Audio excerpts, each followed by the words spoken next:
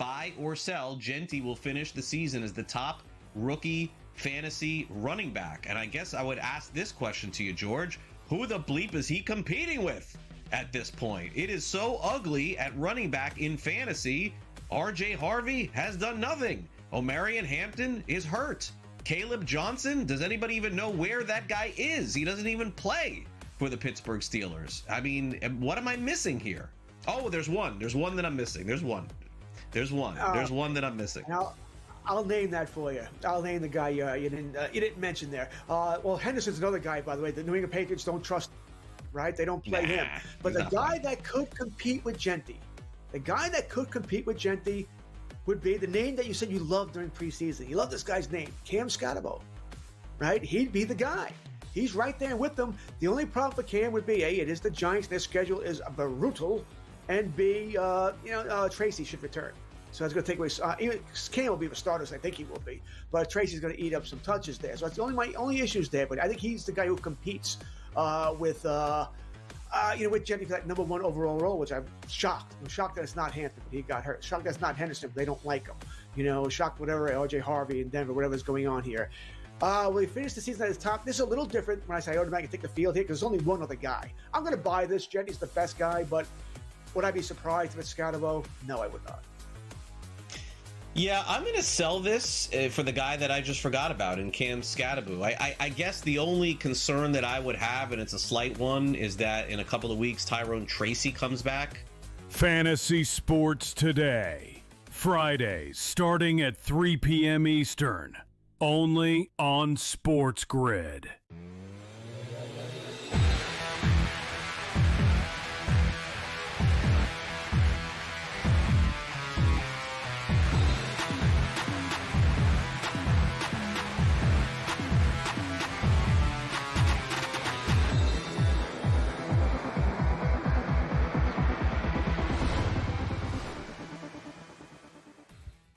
All right, welcome in. It is in-game live game day here on the grid. Scott Wetzel, Gabriel Morency for the next 3.5 hours, depending on how long the Thursday night football game lasts. We'll be here till the very end, taking bets, a little in-game live betting, a little pre-betting. So we got it all. We got the Thursday night football game, not a bad matchup. Minnesota at the LA Chargers, halfway decent. We got a college football game that's and the antithesis of that, just the absolute worst. A couple of NBA games we could put a couple of shekels on. Full slate of hockey. Big news out of the World Series that might affect your betting. And then, of course, all the betting news that have been going on. We'll no doubt get into that as well. But first up, it's game time. What's betting you off tonight, Gabe?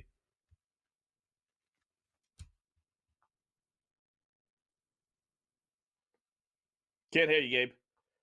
All right, we'll rehook up with Gabe there in a second. But, big news from the baseball world. We'll start there. Alex Vesia, pitcher reliever for the LA Dodgers, not with the team. They have until tomorrow to decide if he's going to be on the roster, but it's a personal matter.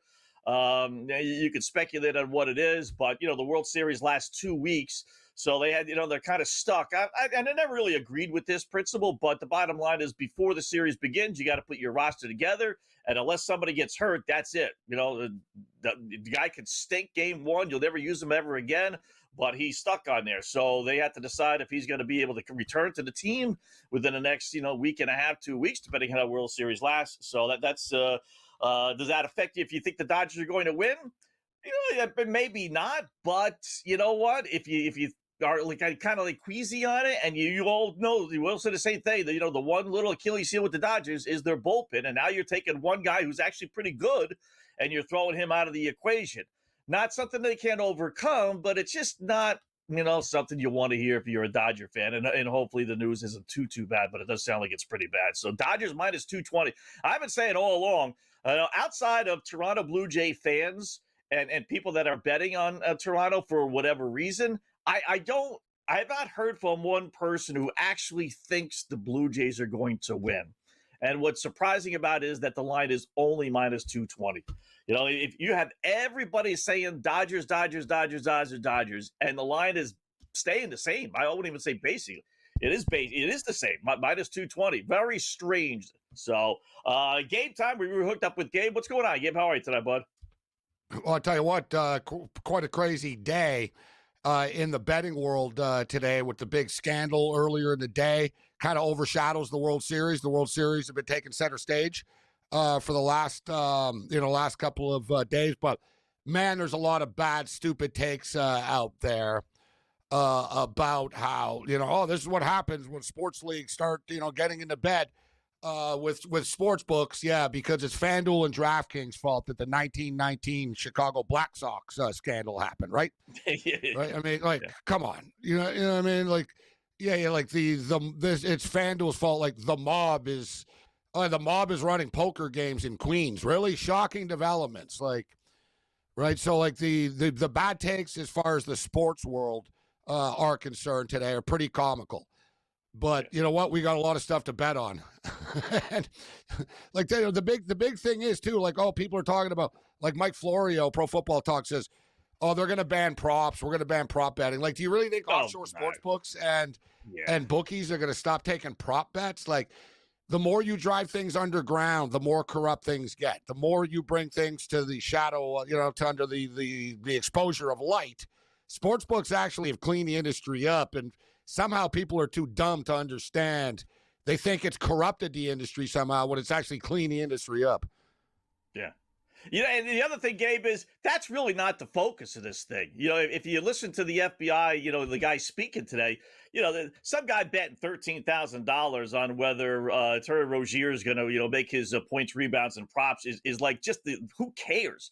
You're talking about a multi-million-dollar gambling ring with poker, not professional sports. That's what got people all excited about this thing, that they're bringing in people who are losing millions and millions of dollars because they got these poker games. Yeah, but Scott, nobody this other would stuff care. Is ancillary to it all. Nobody would care about that. They use the NBA's name to sort of get attention for it, right? Like, okay, like you said. So a couple of people, Rozier knows, bet on props. Okay, all right, let's move on. Okay, do what you're gonna do, and move on. But yeah, the overblown nature of it all is kind of out of control. Let's call it out for what it is. Yeah, and whether we were talking off air, game real quickly. To me, it would be a tough thing to prove unless you could show, okay, I gave these guys money. To me, if I'm those guys, I'm just telling the FBI, listen, I'm talking to my friends. I'm telling my friend my ankle hurts tonight. I'm going to give it a go, but I'm not sure if I'm going to be able to finish the game. Exactly. You know what? Right? I'm going to put him in court. I'm just going to sit here. I'm going to say, did he profit off of this? What did he do? Like, what did he get out of this? Like, right? Like, what's the motive? You need some sort of motive. So as you stated, I want to get to the picks. I got, I know we stumbled in here, but I could go on and on about this. Trust me. We could definitely get into it, but I've got some interesting takes tonight for this football game. I'm approaching it really from sort of a team perspective a lot. So, number one, I'm going to go, I think it's going to be a close game. So, give me the Vikings and a 7-point teaser to the over. If you look at the Vikings, 5 of the 6 games that they played have had 38 or more points scored in. The Chargers have had 5 of their 7 games in which they've had 38 or more points scored in their football games. The Chargers can't stop the run right now suddenly, and the Vikings can't stop the pass. There's no reason. And by the way, since Carson Wentz been the quarterback, they're actually averaging 29 points a game, the Vikings. So I think the total is a little light in this game. So I ended up, but as far as the pickoff is concerned, I bet the over, but on the pickoff, let's go with the Vikings and an over and a 7-point teaser. And I don't think we've done this yet, Scott, on the show this year, but the Chargers can't stop the run, right? So they can't stop the run right now. Everybody's going off. The Vikings rush total is 98.5. Right now. Look at the last games. The Chiefs average 5.8 yards a rush. The Broncos average 5.6. The Commanders average 5.8. The Dolphins average 6.5 yards a rush. The Colts last week averaged 5.2 yards a rush against them. Mason's going to go off today, and they got Aaron Jones back too. So Scott, I don't even really care who racks up the yards.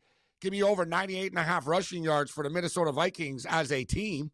And how about this one? The Minnesota Vikings to score a rushing touchdown tonight. Minus 165. Over under 0.5 for them to score a rushing touchdown tonight is minus 165. So I kind of took the equation out of who's going to score the damn touchdown, Scott. Just give me a rushing touchdown tonight. And I'm playing a long field goal with Dicker, the kicker, tonight with the Chargers. Of course, of course.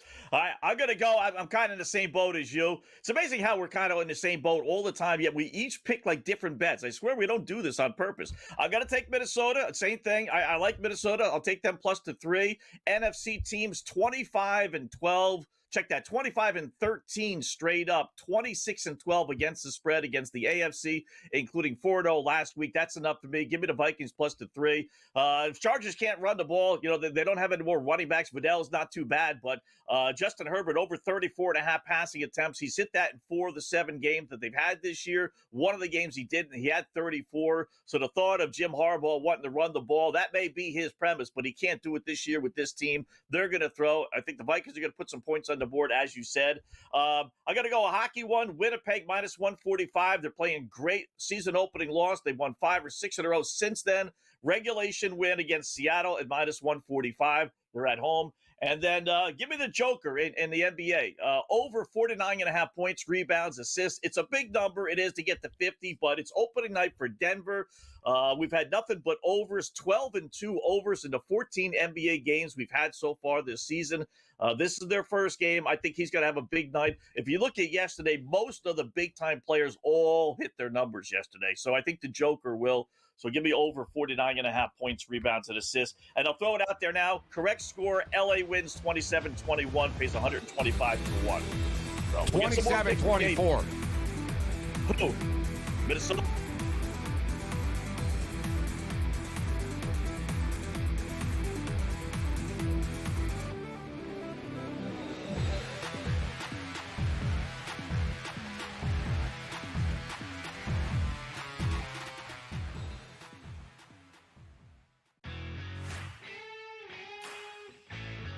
After the first week of football, who'd have thought Alabama would be right back on the top? After a couple losses, Texas would have a chance to be back where they are. And we've all kind of watched Texas A&M and Ole Miss kind of jump right in the hunt. And, that Texas A&M's kind of become my dark horse because they can beat you offensively and they can beat you defensively. The Bowden Blitz, only on SportsGrid. Better bets, $90,000, FanDuel, New Jersey, LA. Oh, it must be some sharp hockey better. Yeah, or a rich kid with nothing better to do on a Tuesday night. You know what I mean? Yeah. That is funny. God rest his soul, Dave Sheridan always used to say, if he told me this one time, Gabe, he told me 1,000. It's not how much someone bets that moves line, it's who's betting. In-game live, only on SportsGrid. I think they are fringes. Yeah, that might be a push. That's a preference thing, I think. Do you want to be in the SEC? Do you want to live in Happy Valley versus Norman? Maybe you can go down to Texas. I would take Norman. Well, to go down and get talent out of Texas. Yes. But I think you got to have alumni, president, athletic director that are all on board and committed to winning. And you need to have a fan base that shows up in sports. The Bobby Carpenter Show, only on SportsGrid. Football contest season is back, and so is the Las Vegas Football Contest Show. Season 2, the sharpest football contest show in the land. Focusing on all 3 Circus Sports contests and the Westgate Superbook Super Contest, we handicap the games and release our contest picks every week of the season. Featuring Super Contest champions Brady Cannon, James Salinas, and former NFL player Mike Pritchard, all team will have you prepared this season like none other. Check us out every weekend right here on SportsGrid.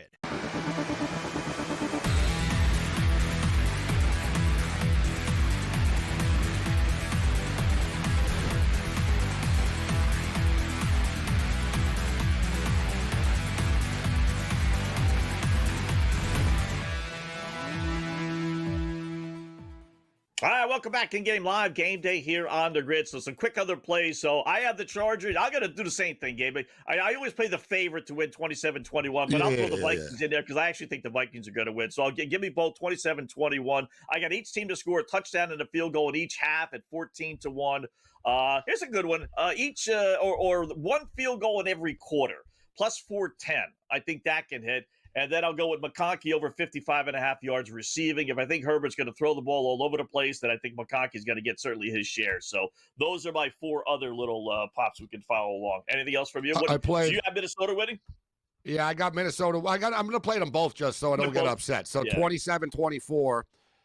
I came close the other night when I said 28-17. It was 29-18. It was a weird score. I was like up by 1 the other night in the Seattle game. But I think it's going to be a higher scoring game. So I'm going to pull the trigger with a 27-24. It's like 150 to 1 and 125 to 1 type deal on both of them. Let's throw a dart here with the first touchdown of the game with a man that played for the USC Trojans. Jordan Addison, 12 to 1. Okay. Jordan Addison, first touchdown scorer of the game, 12 to 1. Jordan Addison, little flyer on that. And you know what? I think it'll probably be Mason. You know, we're getting 7 to 1 on Mason too. So I'm going to go with the Vikings first touchdown of the game here. Let's go with Mason first touchdown of the game at plus 700 as well. You're getting Mason to score a touchdown at like plus 115 right now. I think he will, but I bet him to score a rushing touchdown at any time. But I do like Jordan Addison to score an anytime touchdown tonight, too. What was the field goal number tonight? 50, let me guess, 52 and a half?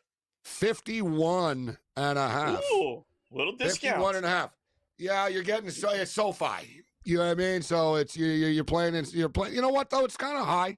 I thought it would be a little higher, actually, because Dicker really is a good kicker. And the guy in Minnesota is not bad either. He can make long ones, but he misses shorter ones.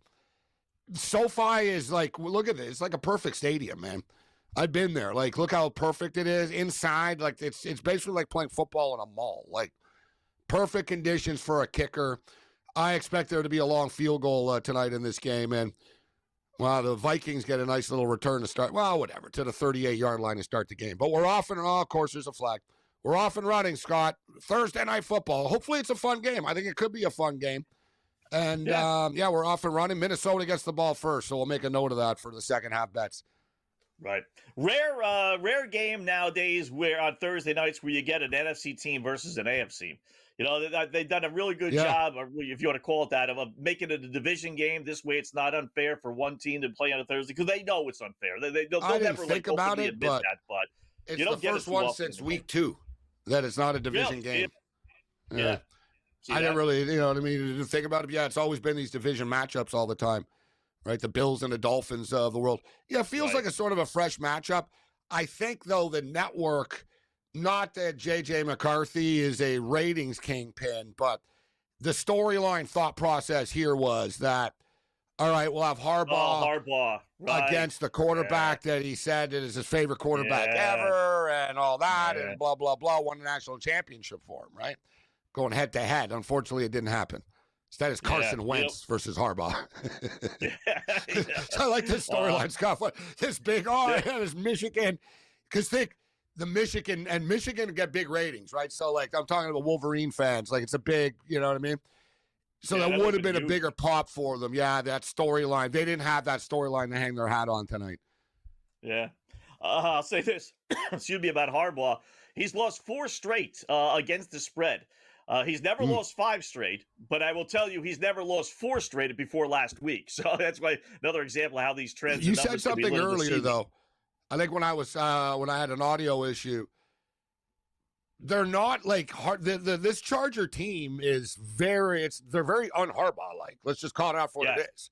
They're not Michigan, like people, and even and they wanted to be, Scott. Right? You know, they draft Joe Alt, all these big guys, and we're going to do this, and we're going to do that. Running back, first round.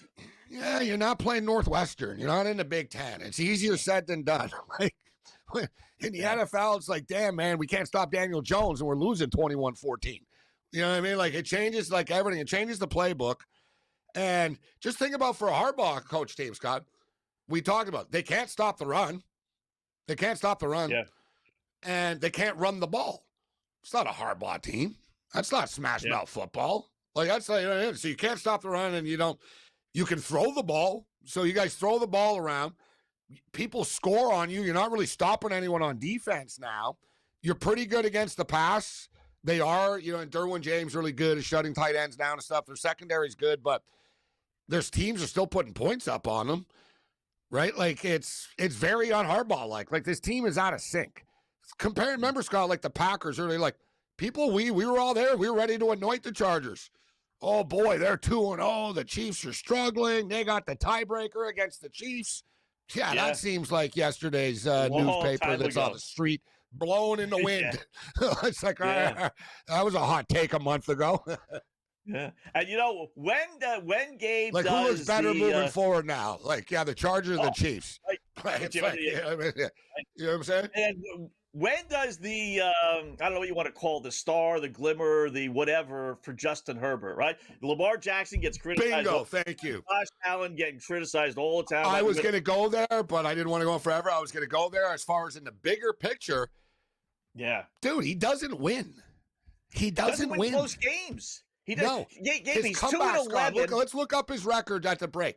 Comebacks from the fourth quarter. Terrible, Scott. He's literally like 3-28 or something like that. Blew the massive lead in the playoff game against Lawrence and the Jags. Dude, like, he doesn't win games. He's a stat guy. I hate to say it, but, like, he's not Luka, because Luka, whatever, you know what I mean? But, like, Herbert has everyone bedazzled somehow, Scott. And I've been saying it for years. You guys are all bamboozled by this guy somehow because he looks the part. Yeah. You ever notice it's never his fault, Scott, over the years? Staley's an idiot. The defense sucks. He doesn't have wide receivers. It's never his fault, if you notice. It's never Herbert's fault. 2-11 in games decided by 3 points or less, and more importantly, 18-26-1 in games with a point spread of 3 or less. Yeah. Well, he I'll doesn't give you his win close halftime games. number. When he's down at the half, he even loses. Yeah. All right, in-game live, game day. We're coming up here on the grid.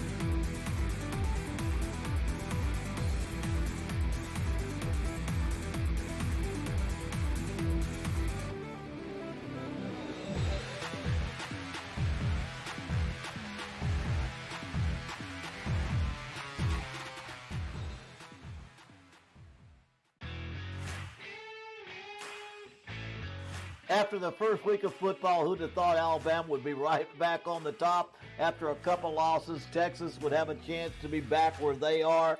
And we've all kind of watched Texas A&M and Ole Miss kind of jump right in the hunt. And, that Texas A&M's kind of become my dark horse because they can beat you offensively and they can beat you defensively. The Bowden Blitz, only on SportsGrid. Better bets, $90,000, FanDuel, New Jersey, LA. Oh, it must be some sharp hockey better. Yeah, or a rich kid with nothing better to do on a Tuesday night. You know what I mean? Yeah. That is funny. God rest his soul, Dave Sheriff always used to say, if he told me this one time, Gabe, he told me 1,000. It's not how much someone bets that moves line, it's who's betting. In-game live, only on SportsGrid. I think they are fringes. Yeah, that might be a push. That's a preference thing, I think. Do you want to be in the SEC? Do you want to live in Happy Valley versus Norman? Maybe you can go down to Texas. I would take Norman. Well, to go down and get talent out of Texas. Yes. But I think you've got to have alumni, president, athletic director that are all on board and committed to winning. And you need to have a fan base that shows up in sports. The Bobby Carpenter Show, only on SportsGrid. Football contest season is back, and so is the Las Vegas Football Contest Show. Season 2, the sharpest football contest show in the land. Focusing on all 3 Circa Sports contests and the Westgate Superbook Super Contest, we handicap the games and release our contest picks every week of the season. Featuring Super Contest champions Brady Cannon, James Salinas, and former NFL player Mike Pritchard, all team will have you prepared this season like none other. Check us out every weekend right here on SportsGrid.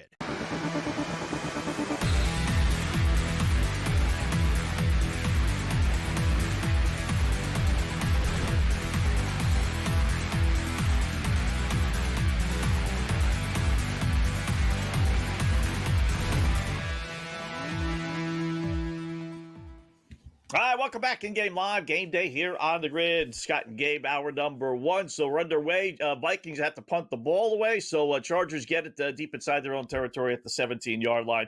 3.5 minutes in, obviously no score. Chargers laying 3.5, which is pretty much where the line was, 3.5. And then the overrun has dipped a little bit. It's down to 41.5.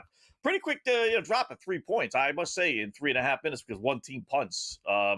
That's why, it's amazing. If you don't like lines, man, you don't have to force it anymore. Old days, you had to. But old days, you just have to suck it up and say, all right, give me the over 44.5. I know it's got written all over it. Nowadays, man, you get one drive game. Older better, 3 minutes in. You're Yeah, we right. don't Like do it. the younger bettor doesn't even care about getting the pregame bet in. They're betting props only and stuff like that. That's why, as if they're banning props. That's how the books make all their money. So, but you're right about that. Like, as older guys, like, I remember the panic of, like, calling the book on the phone right before, and the phone is busy, and you get your heart sinks. Yeah. Like, you literally, your heart is like, you're like life and death palpitations. Yeah. You're like, it's busy. Oh my God, I gotta get this in. It's been like, at the payphone. you know what I mean? Like, at the payphones, no less. like, Remember the payphones? oh yeah, or somebody's at the phone, and you're like, oh my Someone's God, at the I gotta phone. use this phone now. I got 5 minutes. Yeah. The game's gonna be off the board for real. Like, there's no in game. Yeah, it's like, I gotta get the bet in now, right? And I'm with you, Scott. Like, a lot of younger people that have that sort of pregame. Who cares? Pregame's for suckers. Let's wait and see what happens as the game starts. But don't you hate, and we're in the same like age group, don't you hate that feeling when you want to get it in, you don't, and the other team scores a touchdown right away, or like a basketball game, and you're like, oh, that's just great. The team I wanted to take has gone on an 18-3 run. Like, you know what I mean? Start the game, and you're chasing a bad number. I hate that. Yeah. And, oh, God, you and I look like geniuses right now. Herbert just threw a pick 6. Wow. How about that? See, for SportsGrid, we give you so much good material to cut. I know. He's overrated. He's boom, pick 6. Wow. See, how about that? I normally play interception. Like last Monday, we had the 2 games, so I played all 4 quarterbacks to throw an interception. I knew he was going to throw it. Believe it or not. Yeah, you know what? And sometimes I wait halftime. Between Carson Wentz too tonight, you knew there was going to be some picks tonight, man. How about this, though, Scott, for interceptions? And I've been given this. I gave it on the Sunday Night Football. The San Francisco 49ers have not intercepted a quarterback in 14 games now. Remember we talked about it like 3 weeks ago? Yeah. What are they reviewing here? They had no touch. 14. So I bet it the other day. Penix, minus 160. All right, they're reviewing whether he's down or not now. Right. And this would be the lamest. Now I don't even know if he caught it now. Like, now that I'm seeing a different angle. It was in the flat. It was only like about a 15-yard pass or return, rather. He caught it. He didn't get touched. Let's see the ball. This is one of those ball on the ground deals. Oh, man, it's close. It's close. See, but Scott, I thought that his leg sort of got touched by McConkey on the way by. That's what I thought they were looking at first. Right. But his hands are on it, but it's moving. So that's not I bet they say I'm on the Vikings and the over, but I would say that's not a catch. But in the modern era, I don't know. Like, they're stupid. Like, who knows what they're going to do? Like, he had his hands underneath it, but the ball did hit the ground, and you saw it jiggle just a little. That second time, Scott, that first one we could have gotten away with him. We'd be like, yeah, okay. Right. The second time, the ball sort of rolled under him a bit, and it's like, man, you're not really hanging on enough here. Like, and call reversed. Call reversed. You know, it's amazing. Sometimes when they go to review, they have ISOs that zoom right in and everything, and it's crystal clear. And then there are other times that they don't. This was one time they did. New stadium, state of the art. Good call, Scott. That almost looked like that was like you could not have got better angles than we just got. It was almost like an IMAX. They were like, look, you're right. Like, we just saw it. It's like, whoa, okay. And we admit we're wrong. We're like, all right, I need to catch it. Let's move on. Use a good angle. And even the ref, don't blame the ref. It was hard to see without like the $8 million in cameras. Yeah. I said that about the Auburn game against Georgia a couple weeks ago. Like on that touchdown. They suspended the ref. I know. Now, did they suspend the ref or the review guy? Because I can't blame the ref, right? I think they suspended, the review guy that said no touchdown. The Missouri-Auburn game, 2 ref got suspended last week. So let me look into this. There's just multiple scandals in the SEC with the officiating this year. Wow, crazy. All right, more coming up in Game Live Game Day. We'll check out all the lines when we return.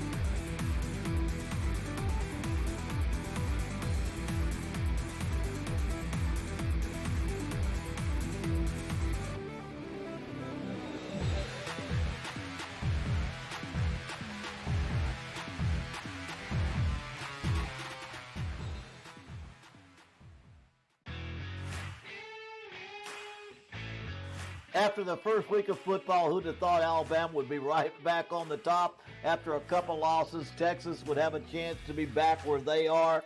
And we've all kind of watched Texas A&M and Ole Miss kind of jump right in the hunt. And, that Texas A&M's kind of become my dark horse because they can beat you offensively and they can beat you defensively.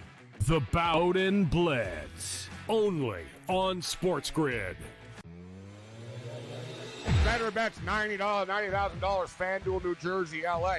Oh, it must be some sharp hockey better. Yeah, or a rich kid with nothing better to do on a Tuesday night. You know what I mean? Yeah.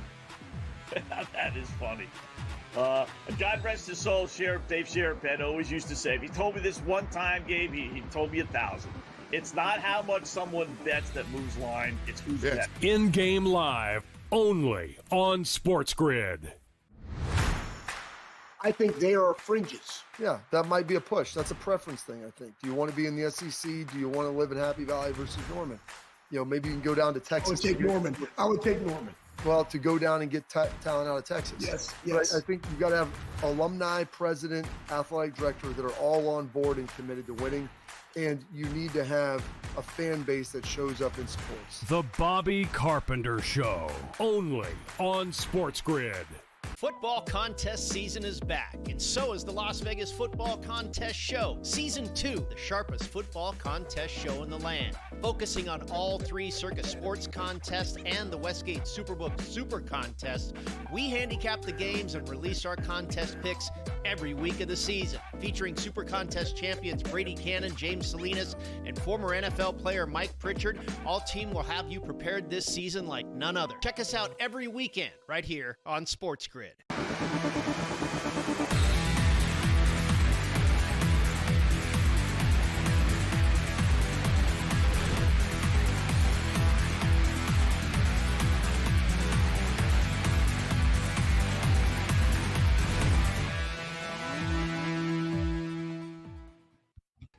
Hey, welcome back in Game Live. Game Day here on the grid. Just having some fun in the breaks here. So no score. They wiped the touchdown off the board. So Chargers have the ball now. They got it to Minnesota 41. So big difference here if they end up scoring here. So 6.5 is now the line. They bumped that up. Boy, these lines do go up just at the 41-yard line. Over under is 40.5. So the other big news outside of the Chauncey Billups stuff that we had talked about, Gabe, baseball, Alex Vesia. I won't say off the roster, but they have until tomorrow morning, 10 o'clock local time at LA, 1 o'clock Eastern time to decide if they're going to put him on the roster. If they don't, the only way he could get back on is if someone actually gets hurt. Yeah, you know how those things could go, though. But big blow if you're a Dodger better, as I was saying. I don't know if this is necessarily going to not make you bet the Dodgers, but the one thing that people talk about is their bullpen, and now you're taking one of their best relievers out of the equation, apparently. We go on that premise. Yeah, we can't speculate, obviously. You know how serious it was when the Dodgers put the word deeply personal, right? Yeah, they didn't just say that, listen, he had to leave the team for personal reasons. They said deeply personal, family matters type thing. And, it's terrible. Basically from what I understand, his girlfriend, wife, recently had a baby, and the baby wasn't doing well at birth. So, like I said, I'm not going to try to break any news or speculate on anything, man. You know what I mean? I pray for him. I hope the best. I don't think he'll be coming back. What are you going to tell him? Like, oh yeah, okay. Like, see you Monday at Game 3. Yeah, I don't know. Yeah, it's kind of weird, right? Right. So the whole thing is, it's one of those. Really just horrible moments, you know what I mean? It is what it is. Real life gets in the way for everybody. You could be a professional athlete, you could be a homeless person, you could be on the LA Dodgers, you could be on Skid Row in LA, whatever. Like, everybody has real life personal issues and problems and illnesses and family stuff, and sometimes it's just, you know what I mean? It's terrible, but it is what it is. So that's something to keep our eye on. The other big story, obviously, is the Bichette stuff, right? But what are you going to say about it? I was just going to say, I don't like that rule. I mean, I understand it. You can have a pitcher get bombed in the first game and say you're not going to use him again, so a team takes him off the roster. So I know why they do that, Gabe. But under these circumstances, yeah, there should be a little bit of a a little bit judgment, of a saying, leeway. "Listen, yeah, listen." If we don't want to say it out loud, but if this happened, and they said, "Listen, this just happened, but he wants to come back for his team, and he wants to be here now, and he wants to pitch," you're gonna tell him, "Well, you know what? You didn't put him on the roster before." Well, because he had to leave. Yeah. There should be a bereavement / like, you know, we get it. You can't play games. Like, you know, don't go all Las Vegas Golden Knights on us here. You know what I mean, Scott? Right. With your fake injuries, NHL, long-term injury. Like, I totally get what you're saying. There should be a little bit of leeway, though, with this. Yeah. Because I'd hate to have, you know, if he's gone the whole time for the Dodger, if you're a Dodger fan, then you just accept, you know what, it is what it is. There are bigger things than baseball. What I would hate to have happen, Gabe, is he's under the emotional distress right now. It just apparently happened, right? And here on a Thursday night, and they got to make a decision tomorrow morning, and he's saying, no, I'm not in any condition to pitch. But then a week from now, because these dopey World Series could take a week and a half, 2 weeks, I'd hate to have him on a Tuesday, Wednesday next week. Like, you know what? I want to get out of the house. I got to do something here. I'm going crazy here. So, yeah, I want to pitch. And then have the team basically say, you can't, unfortunately. So yeah, like you said, have it's to make bigger. his decision now. But it's bigger than baseball. You're right. Here's Herbert scrambling around. But it's big. You're right. It's bigger than baseball. But you want to take away two things from him now? You know what I mean? Like, you're not going to take away his World Series dream here? Like, he won last year. I get it. But you know what I'm saying? Like, it's awful. Let's just call it out. It's an awful story. But on a lighter note, here, how about this one on a lighter note? This is very bizarre. And each league is different, guys. So this is baseball, though. There are two players who are going to get rings no matter who wins. Everybody is talking more so about Jose Urena. All right, so Jose Urena this year, Scott, he was on the Toronto Blue Jays. He kicked around baseball this year. All right, he was on the Toronto Blue Jays for 6 games. He was on the Toronto Blue Jays for 6 games. After the Blue Jays, he got picked up by the Dodgers, who let him go after 2 games. Wow. So he played 6 games with the Jays. He played 2 games for the Dodgers. He is guaranteed a ring either way. That's funny. You know, I know. I think it's football. The players vote on who gets. Yes. I think it's football. Yes. Maybe it's the NBA. You're bang on. They have different rules, right? You're bang on. So, NHL is, they don't vote, but I think it's like 17 games type thing. 13 games. You have playoff roster, yes, but like, no, they're not like, nah, I got called up from Binghamton for a week. Nah, sorry, kid, you're not getting a ring.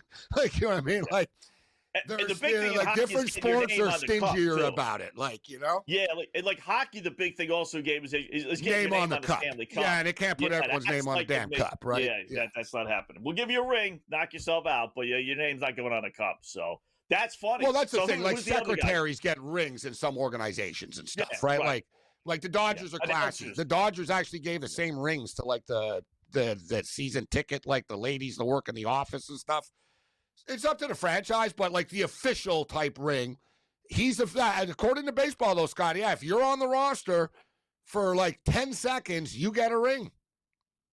Wow. What do you do though? Okay, so you're a World Series champion. You can't, like, can you imagine, like, even as a joke, like, telling the story? Like, I was watching the game at home, and, like, I was pulling, like, you know what I mean? Yeah. Like the hero moment. Okay, a good example is I watch a lot of, like, different stuff, like, overseas stuff. So I was watching, like, Sky Sports, NFL. Like, they were covering, it was, like, you know, a live stream type thing, and it was, like, an Australian feed.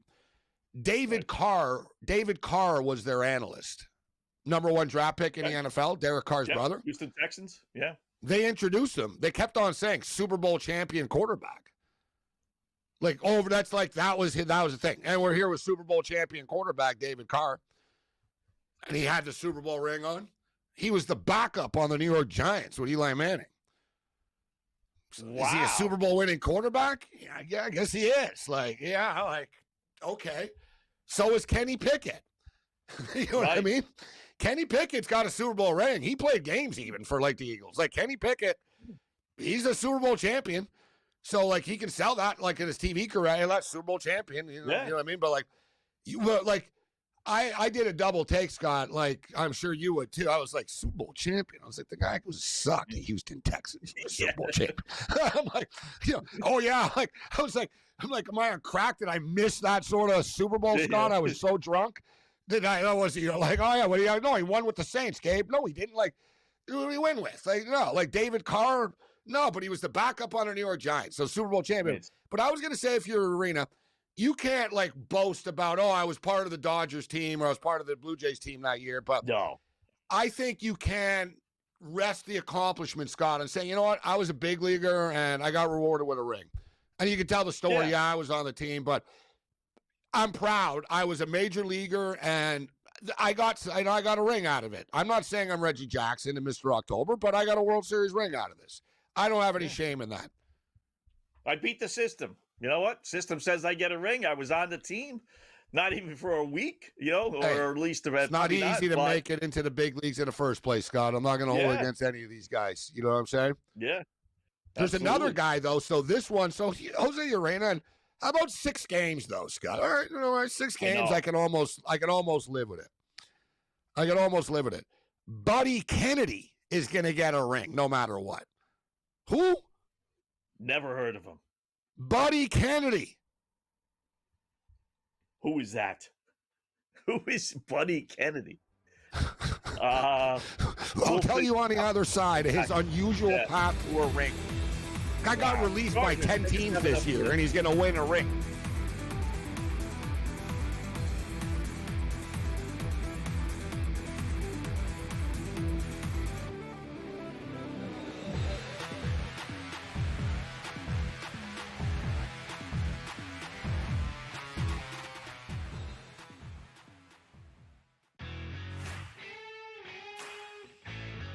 After the first week of football, who'd have thought Alabama would be right back on the top? After a couple losses, Texas would have a chance to be back where they are.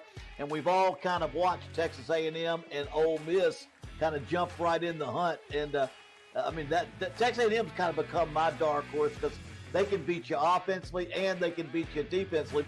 The Bowden Blitz, only on SportsGrid. Better bets, $90,000, FanDuel, New Jersey, LA. Oh, it must be some sharp hockey better. Yeah, or a rich kid with nothing better to do on a Tuesday night. You know what I mean? Yeah. That is funny. God rest his soul, Dave Sheriff always used to say, if he told me this one time, Gabe, he told me 1,000. It's not how much someone bets that moves line, it's who's betting. In-game live, only on SportsGrid.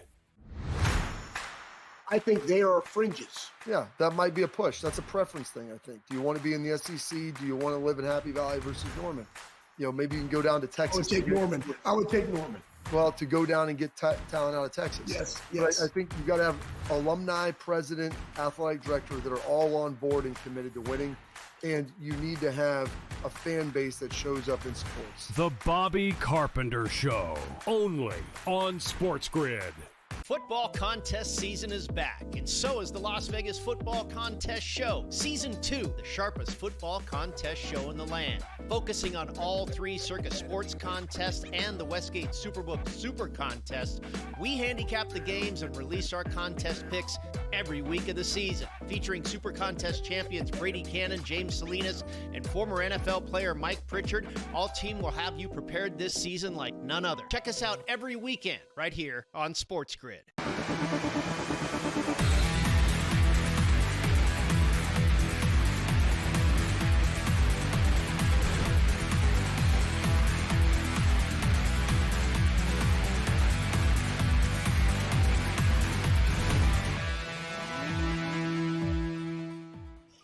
All right, welcome back. In-game live, game day here on the grid. So football, it is 7-0. Before we update the lines here, let's try and figure out who Buddy Kennedy is because I've never heard of him. Not that I know every single baseball player, obviously, but who is Buddy Kennedy? 4 games. He's played 67 games in the major leagues since 2017, and he's been grinding through the minor leagues, career minor leaguer, 67 games, big league experience. Played 4 games for the Philadelphia. He was, not played. He was on the roster for 4 games with the Phillies this year. He was on the LA Dodger roster for 6 games, and he was on the Blue Jay roster for like 4 games. Let's see, is it 4 here? 4 with the Phillies, 2 with the Blue Jays, and 7 with the Dodgers. 7 with the Dodgers. And you know what? How about this guy? I don't have a problem with this. He took 18 at-bats with the Dodgers. Okay. That's real. He had 18. He had 18 at-bats, bro. Like, he hit 0.59. Okay. That's probably one for 18. You know? 1 for 17. That's probably one for 17 with a walk. 1 for 17, and I think he got hit by a pitch once. 1 RBI. I like that. 1 RBI. Hey, that means on the season he freaking contributed. Like, you know what I mean? It's like, listen, I put 1 run on the board on that team. It's 1. Yeah. But I don't have a problem with Buddy Kennedy getting a run. Let's see what the Blue Jays. All right, Scotty. He had 6 at bats. 6 at bats for the Blue Jays. He went 1 for 6. You know, I tell you, we obviously are finding this out now, but right? I mean, he had to have known this, and the other dude probably had to know this. Like, they must have been like sky high when Toronto ended up beating Seattle, and they both realized, you know what? I got myself a ring, right? Buddy, I mean, that must have been a party in his house. Yeah. It was like a win. You're right. They won. He won the World Series that night, knowing. Yeah. And if you were Buddy Kennedy coming to this, you were on the Phillies too coming into the playoffs. You had a pretty good shot at this. It's not bad. Yeah. You had a pretty good shot. You know, if I were like, it's a fun little story, though. Hey, Scott, you think it's a fun little story? And it's like, wow, really? These guys are getting rings no matter what? Just imagine, like, Vlad Guerrero Jr. can walk away with this without a ring somehow, but Buddy Kennedy's getting one. Oh, Buddy Kennedy, yeah. If I were like, Toronto was playing for stuff in the end, the Dodgers, I'm trying to remember. I don't know if they were playing for anything in the end. They weren't in the last weekend. Yeah, just home field advantage. They played the Mariners. The Brewers had it locked up. The Dodgers literally played the last 3. They did sweep the Mariners by chance. But I remember everything. Like the Blue Jays clinched on like the Friday night. Right. So the Mariners on the Saturday and Sunday knew they couldn't get home field. Right. So if I had that situation, if I'm an organization, I look in my minor leagues and I say, give me a Buddy Kennedy, guys. Give me 2 or 3 guys. Who's that guy? Yeah. Hanging around. He can't be on our team now, but let's get him a freaking ring. Let's bring him up. I'll put him on my roster for 1 day, and then this way, if we win the World Series, we'll kind of pay him off for being in the minors for 6, 7, 8, 9 years, doing basically nothing. So I would do that if I was a major league team. So all right. 7-0 Chargers. So instead of a pick 6, they end up going 95 yards or 85 yards actually, and Justin Herbert touchdown pass, and now all of a sudden they lead 7-0, and they got the ball back. He really got off the hook because it was a bad pass. Oh, big time! He lobbed. It was like a college pass. It was like he lobbed it right to the DB. Like you said, the DB should have been able to hang on to it. Yeah, I didn't play, and it's pretty crazy that. Because I played the over last night in the DGN game and the Delaware game. I didn't play the total tonight, Scott, in the South Alabama-Georgia State game. You brought it up earlier. This game was just so bad that even I was like, we got the World Series. I got NFL. We got NBA, NHL. Speaking of which, we got the Montreal Canadiens and the Oilers, right, coming up here. So I was like, this game is just so bad. I'm going to pass on it. But speaking of which, Canadiens and Oilers, Canadiens got 6-2 on the season. They won last night in Calgary, so they're going back-to-back. Same province, though. So it's like, it's not much of a trip here. Like, it's basically, you know what I mean? They're sister cities, so to speak. They're big underdogs tonight.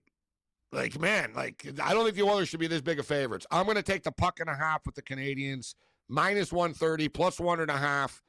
And if we lose in overtime, fine. You know what I mean? It's losing the shootout, fine. But I'm not just going to bury the Canadiens because they played last night. I don't think the Oilers should be this big of favorites. The Oilers are overrated, too. They're good, but they shouldn't be -220 favorites.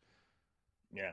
And they're only, and I say only, 7-3 against Montreal, right? So Montreal's won some games here. So it's not like they roll over, against the mighty Edmonton Oilers. And yeah, you might get the backup goaltender. I watched the, last night's games. I had the no game going to overtime. Well, technically, Scott, Montebo's the starter. So they played Dobish last night. Even though the guy, he's technically better. Like he's been playing better than Montebo is this year. But all you need to know about who they think the guy was, they were playing back-to-back, and they gave Montebo the Oiler game. But Montebo is under a little pressure here. And Montebo, Scott, was the third, speaking of getting rings, you would know, people would know this, but Montebo was actually the third-string goalie on Team Canada in the Four Nations face-off. Okay. So he didn't play in the games, but he was good enough that he was the third-string goalie on Team Canada. And you have the Olympics coming up this year, and the way he's playing, it's slipping away from him. So he's got to play well, like to try to keep an Olympic spot. So he's under a lot of pressure, this kid. How about Carolina, Colorado? Oddly enough, Colorado. They're wearing their uniforms, Wetzel, tonight. You're Boston. They're both wearing them. I don't like it. I love the jerseys, but it's a slap in the face to Hartford and Quebec. Bro, they're wearing Nordiques and Whaler jerseys tonight. Wow. I don't like that. I don't like that. Well, I got a couple of Carolina fans, and they don't like that from the New York area. No. So they better not let Cale Makar wear number 8. Number 8 is retired by the Nordiques. Don't roll out and don't play it both ways. And but it's different. Dude, they just want to sell the merch to the fans. The Canes have ugly jerseys. Oh, the Whaler jerseys are nice. They're all going to buy them. All right, close that hour number 1 coming up.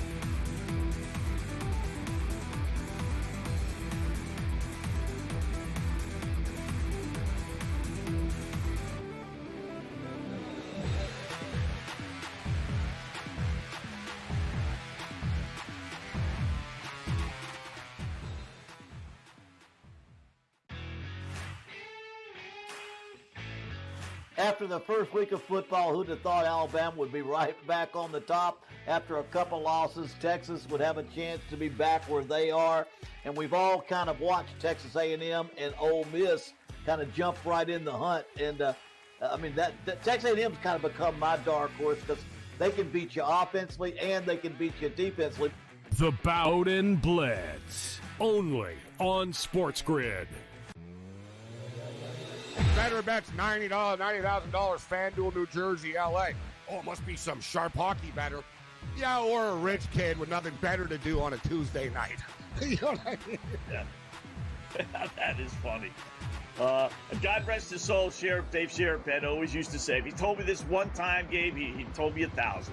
It's not how much someone bets that moves line, it's who's bet. In-game live, only on SportsGrid. I think they are fringes. Yeah, that might be a push. That's a preference thing, I think. Do you want to be in the SEC? Do you want to live in Happy Valley versus Norman? Maybe you can go down to Texas. I would take Norman. Well, to go down and get talent out of Texas. Yes. But I think you got to have alumni, president, athletic director that are all on board and committed to winning. And you need to have a fan base that shows up in sports. The Bobby Carpenter Show, only on SportsGrid. Football contest season is back, and so is the Las Vegas Football Contest Show. Season 2, the sharpest football contest show in the land. Focusing on all 3 Circa Sports contests and the Westgate Superbook Super Contest, we handicap the games and release our contest picks every week of the season. Featuring Super Contest champions Brady Cannon, James Salinas, and former NFL player Mike Pritchard, all team will have you prepared this season like none other. Check us out every weekend right here on SportsGrid.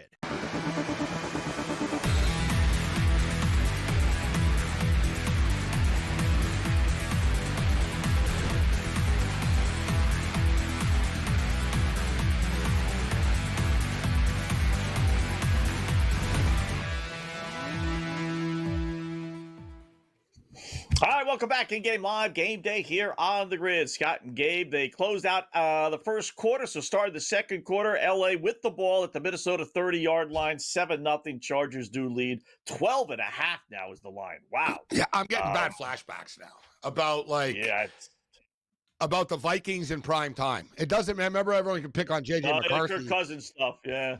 Yeah, Kirk Cousins, J.J. McCarthy. Remember the Falcon game was just an absolute disaster for them.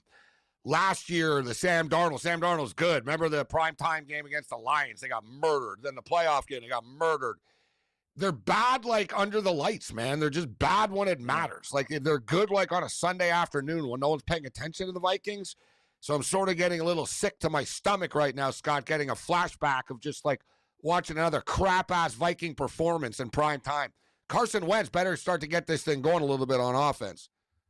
Yeah.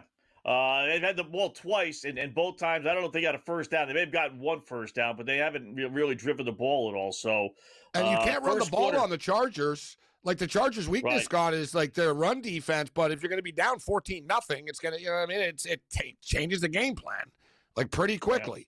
Yeah. And the Chargers are moving the ball right now again. It looks like they're about to score a touchdown. They're on like the 8-yard line right now. I bet they do. If it's 12.5, well, the boys in Vegas are thinking they are going to score. 13.5 now. I got. Wow. Wentz 2 of 5 for 23 yards, and they've rushed 3 times for 1 yard. So they got 16 yards total offense in 2 drives. Like I mean, what is it? What is it with this team? Right? And think about it, Scott. Like different coaches, different quarterbacks. Right? Like, all right, Zimmer, Cousins, O'Connell, J.J. McCarthy. Well, McCarthy's in over his head. He's a kid. All right, fine. Carson Wentz, been in the league for 20 years, it feels like. You know what I'm saying? Like, we can go through the Sam Darnold. Like, I don't know. Maybe at some point, too, you and I called it out like it was with Herbert. Yeah. Thank you. Yeah, O'Connell's a big genius. Okay, just because you're really good at a few things doesn't mean you're a genius, right, Scott? You know what I'm saying? Yeah, he's really good with quarterbacks. He's good with quarterbacks. He's good at, you know what I mean? He's a good play caller normally. Like, yeah, he's a smart offensive guy, but, like, gets his ass handed to him in big games all the time. Over and over and over and over and over and over and over again. And that's not like a team that is overachieving in my world. I mean, you got one of the best wide receivers in Justin Jefferson. Addison is really, really good. You got Aaron Jones now in the backfield. You had other guys in the backfield. He's had talent to work with there. And they wanted J.J. McCarthy to be the quarterback, which not ideal, but because you know he's going to make some mistakes, and there's a touchdown. Touchdown bolts. Wow. Vidal. Yeah, Vidal with the touchdown. Yeah. Man, this guy looks like he's like looks like he's like 5 feet tall next to everybody. Huh? He's like coming up to people's waist. Small. He's a small dude. Man, it's you know what though? It's difficult for the defenders to see him coming out of the backfield. Sort of like your boy Tua, which is true, but people don't want to hear it. We always talk about it. It's kind of like with I said that. Every time you guys talk, stop talking. You know what I mean? Yeah. Stop talking. You always bury yourself. Yes. Don't tell the world you can't see. Yeah, every team. You know what, though? I swear to God. We used to do a show on Marshall Faulk, the Hall of Famer. And when Baker Mayfield was on the Cleveland Browns, and Jarvis Landry was on the Browns. And with Beckham and stuff. And Landry was bitching. He wasn't getting the ball and blah, blah, blah, blah. And Marshall told me point blank. You were sitting there and it was off the area. I mean, he goes, this isn't Baker Mayfield's fault. He goes, they're idiots. He goes, if you have a short quarterback, you need tall wide receivers. And he said the quarterback can't see over the tall lineman. And he goes, how the hell is a quarterback that's under 6 whatever going to see people over these big D linemen if the receiver's only like 5'11" and stuff? And Waddle's not big, Scott. So you got little Waddle running around, and you got all these big dudes, and you got little Tua. How he's not the bionic man. He can't see through people, right? So you better roll them out, and or you better have those big, tall, 6'4" wide receivers, Scott, where you can see, hey, there's his helmet, man. You know what I mean? I see his helmet. I can throw it over everybody, and I know where I'm going with this. But it is a challenge for shorter quarterbacks. It really is, but you can do it. Look, Drew Brees was short, Scott, but they knew what lanes and what angles to throw in. Tua does not. Yeah, I've said that about who was the Jets guy that they drafted that was like 6'6". I think had only no, offensive lineman. He was like 6'7", 6'8". He was ungodly big. Tony Mandarich. No, listen, it was more recently, but then we'll talk about it when we come back. George Crump will join us as well. Hour number 2 coming up. What, an offensive lineman you're talking?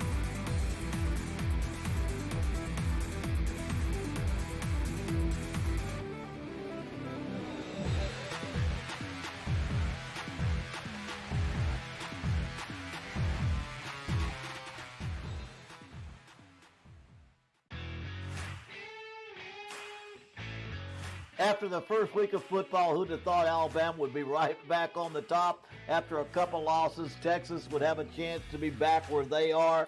And we've all kind of watched Texas A&M and Ole Miss kind of jump right in the hunt. And, that Texas A&M's kind of become my dark horse because they can beat you offensively and they can beat you defensively. The Bowden Blitz, only on SportsGrid. Better bets $90,000, FanDuel, New Jersey, LA. Oh, it must be some sharp hockey better. Yeah, or a rich kid with nothing better to do on a Tuesday night. You know what I mean? Yeah. That is funny. God rest his soul, Dave Sheriff always used to say, if he told me this one time, Gabe, he told me 1,000. It's not how much someone bets that moves line, it's who's betting. In-game live, only on SportsGrid. I think they are fringes. Yeah, that might be a push. That's a preference thing, I think. Do you want to be in the SEC? Do you want to live in Happy Valley versus Norman? Maybe you can go down to Texas. I would take Norman. Well, to go down and get talent out of Texas. Yes. But I think you've got to have alumni, president, athletic director that are all on board and committed to winning. And you need to have a fan base that shows up in sports. The Bobby Carpenter Show, only on SportsGrid.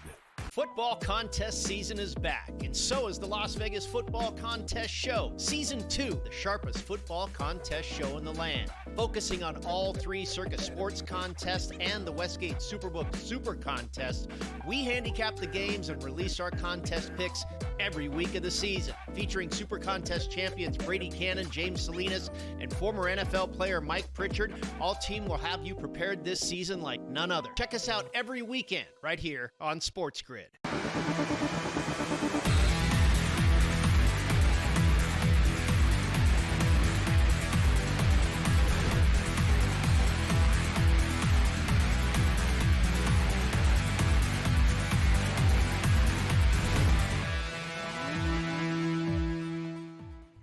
All right, welcome back. In-game live, game day here on the Red. Scott and Gabe, hour number 2. We got football, Chargers leading 14-0. We got some baseball news to get to. We got obviously a little NBA, a little hockey as well. Let's bring in our good buddy, George Kurtz, talk a little football and baseball with him. What's going on, George? How are you on this Thursday evening? Doing well. Football game's not really all that much here, but how about the Islanders? 5 goals. I can't believe this game's actually exciting again. Yeah. Could be a 4-game win streak. Yeah. I like that tonight, but it's just anymore. hard to. Yeah, wow, they're rolling. Good for them. Nice little run. They're not a good team, mind you, but they're not boring anymore. They actually play some exciting hockey. It's amazing what one player can do for you. And Matt Schaefer. I see they fired the goaltender coach too. Yeah, that was weird. Sorokin is the one Islander who probably hasn't played all that well so far this season. He has goals against around 3.5. And they brought in his goaltender coach from the KHL, somebody who worked with the KHL. It's October 23rd. The season started 2 weeks ago. If you were going to do this move now, then you probably should have done it during the offseason. Strange move here, but they do need to – listen, I'll say it again. The Islanders are not a good team. I think they're an average team, maybe slightly better than average at the end here. But if they have any ideas of doing anything in the playoffs – they're going to need Sorokin to be that top 5, top 7 goaltender he can be. They kind of have somebody that's kind of a good goalie coach there already. Like if there's anyone, he was good. Yeah, I did. He was all right. I'm just saying, you know what I mean? It's sort of like Scott with the goalie coach. It's almost like Sandy Koufax replacing the pitching coach. It's like, all right, listen. You know, because think about it, whoever it is, Patrick was going to be standing there thinking, don't intervene, let him do his job, but God, man, you know what I mean? Because you're not as good as Patrick Waugh, George. You know what I mean? It's impossible. Yeah. But doesn't mean he's a better coach than you, but you know what I'm saying? If you're a goalie coach, imagine that job. Oh, yeah, you're the goalie coach, but the head coach happens to be one of the greatest goalies of all time, and he's a hothead from Quebec. Good luck with that. You do want Roy to concentrate on the team, right? And not just purely be about goals. Exactly. Let your guy do his job. Yeah. Right, because they said the other day when Garoy actually after practice stayed with Sorokin, it was the first time he's done that. You'd have thought that would have happened before. Interesting. Has other things to worry about. Yeah. And doesn't want to, you know what I mean? You don't want to get in guys. Sort of like a quick story about Vlad Guerrero Senior, Vlad Guerrero in the World Series. Now, Vlad Senior was on the Expos. I was at the batting cage, and Frank Robinson, one of the greatest players of all time, told Vlad Sr., and Vlad Guerrero pretended he didn't speak English, even though he did. But he pretended he didn't speak English even with the manager and stuff, like with everybody. So Frank Robinson went up to him and told him, listen, you're awesome and stuff, but you swing at balls that are like one hopped into home plate. He goes, you swing at everything. And he goes, if you would like shorten your strike zone, you would hit 400 and like 50 home runs, he told Vlad. So it was very positive. 2 days later, Robinson got a call from Vladimir's agent. Vladimir would appreciate it if you don't talk to him during batting practice and get things in his head. Dude, that is Frank Robinson, right? So you know what I'm saying? Yeah. Like, Patrick Waugh doesn't want to start messing with the goalie and having a goalie saying, oh, Patrick Waugh's getting him, telling me to do this, and he's bossing me around, or he thinks he's better than I am. So, sure, Patrick Waugh, George. So, but it's fascinating that you said that first time that he took the ice with him. That's amazing to me that it took that long. Yeah, after practice. Like I said, I'm sure he's done it during, but the first time we hung out with him after practice, Sorokin looked like he lost some confidence. So for whatever reason, coming into the season, he did start late in training camp due to injury here. So it just maybe take him a little while. Once again, it's an NHL season. It's the forever season. We're 2 weeks, 3 weeks in here. Lots of hockey left to be played here. But like I said, as an Islander fan, I'm not expecting miracles. I don't even know if they'll make the playoffs. I kind of doubt it. But that being said, they're fun to watch again, which is really, at this point, a nice stepping stone to take for the Isles. It's like the Penguins are good suddenly. So it's like, even though the Islanders are good, the Penguins, all these teams that aren't supposed to be good that have been good to start the year. A lot of hockey left. Penguins winning again tonight. Yeah, 3-1. They're leading that Florida. Yeah. All right, so we got 3 games starting here in a little bit. Montreal, Edmonton, Carolina, Colorado, and LA and Dallas, which is coming off of, 5-2, 6-2, whatever it was, thumping at the hands of Columbus the other day. Like any of these 3 games? I kind of like the Edmonton struggled. Or I like the over in the game, first off. For with most Edmonton games, I do like. Montreal is super fast. All right, they've got talent and they've got skill and they've got speed, which is what today's NHL is about. All right, I kind of like the Canadians in this game here. Suzuki, Caulfield, the youngsters. Matheson had the game-winning goal last night here. I do worry about the back-to-back situation here, but Edmonton hasn't hit their stride yet. For whatever reason, they haven't hit that stride. We've seen this before from the Oilers, where it takes them a month or two before they kind of figure it out here. So I like the over. I like the Canadians. A little Colorado, Carolina Stanley Cup preview. Any thoughts on that one? Colorado 16-3 at home against Carolina. I like the odds in that one. Yeah, I like the Avs as well here. They're also a team that's got up to a nice start here. Slavin's out for Carolina. He was put on the IR, so I think that also hurts them a little bit here. We're still waiting for Nikolai Ehlers, their big offseason acquisition, to really, catch on with Carolina here. Carolina might be the best team in the East. We'll see about that. Same thing with Colorado in the West here. I like the Avs as well. Ehlers, though, isn't some sort of, big goal scorer or something like that. I don't know what people... a Scheifele product. Playing with Scheifele and Connor, and he's sort of like the other guy. He's a good player, but he just sort of happened to be the right place at the right time, being the best player of a free agent, that there was no free agents. Every free agent was 50 years old. You know what I mean? And you had him. Right? I'm being serious. All right, you want to sign Corey Perry? Or he was the one guy, Scott, so he cashed in. But I'm just saying, he's not going to give you 30 goals or anything like that. 23 goals. He's a good all-around player. That's his whole thing. He's not a superstar, though. You got overpaid. I agree. He was a free agent in the right year. He was the best free agent. Doesn't mean he was the best player, but he's the best free agent that was available there. So he got a big contract. I mean, I like him on Carolina. I still wonder if Carolina is that player short. That one guy short. Even with the additions they've made here, love the team here. I still don't know if they can get through Florida. If they can get through, Tampa Bay figures it out. Could be their system. I saw. Yeah, it is Brandon Moore's system, right? He can get you it sort of reminds you of Buck Showalter. He can get you to a certain degree, but you need that next coach to get over that hump here. And he's seen Brandon Moore does seem to have a problem getting a certain way. Star players don't want to play for him. And it's not like, they don't like him. It's not like, I don't like the guy. It's that, no, man, I don't. It's very hard to put up numbers on the Hurricanes, Scott. Right? They really do play team first, grind it out style hockey. You're not going to put up big stats if you're on the team, and a lot of guys don't hate. Look at all the big players they had. They traded for, and they leave, man. They're like, no, I played with this. I'm not doing this for the rest of my career. I don't want to get yelled at and have to forecheck every night. Well, yeah, have to the play Sharks don't actually want to be 82 there. games. Yeah, or 84 games actually now.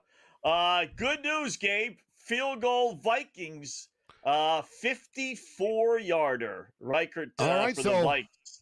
And I So see you're this over confetti field going goal. off on the screen. Yeah, so we get it. The primetime field goal hits tonight, and it wasn't Dicker the kicker either. I was sort of counting it on him being the Chargers, but it sort of softens the blow, Scott, of like, you're on Minnesota too. I'm starting to get angry about this. Yeah. I don't know about you, Kurtz, but I'm just sick of watching Carson Wentz and his offense do nothing tonight. Carson Wentz, I mean, I understand maybe you want to give McCarthy the extra 10 days, but what are you expecting from Wentz? I mean, he was terrible last week, right? I know he had 300 yards passing. Congratulations. Half of them were to the other team. But it is what it is. I mean, if McCarthy could have played, they really got to put him in there. He'll be in next game here. But Carson Wentz is the Carson Wentz experience. He'll make some plays like, wow. And then he'll make some plays like, what the hell were you looking at? So he has been battled a lot in the first halves this year. Let me just say that with the Wentz games. He stumbled a lot, and then as the game goes on, so we could probably bet his passing yard prop, Scott, in cash, as stupid as it sounds. Right. I think Minnesota, by the way, got screwed with that interception. I didn't see any of the review that said that bull hit the ground. He may have been touched down Well, before it hit he the got ground. touchdown. It did. It was iffy. Bobbled. It moved a little, I wish The I was fact on that they Minnesota. overturned I it. wish it stood, but I'm not bitching about it. All right, talk some football, some World Series with George when we come back. That's a big play. In-game live continues.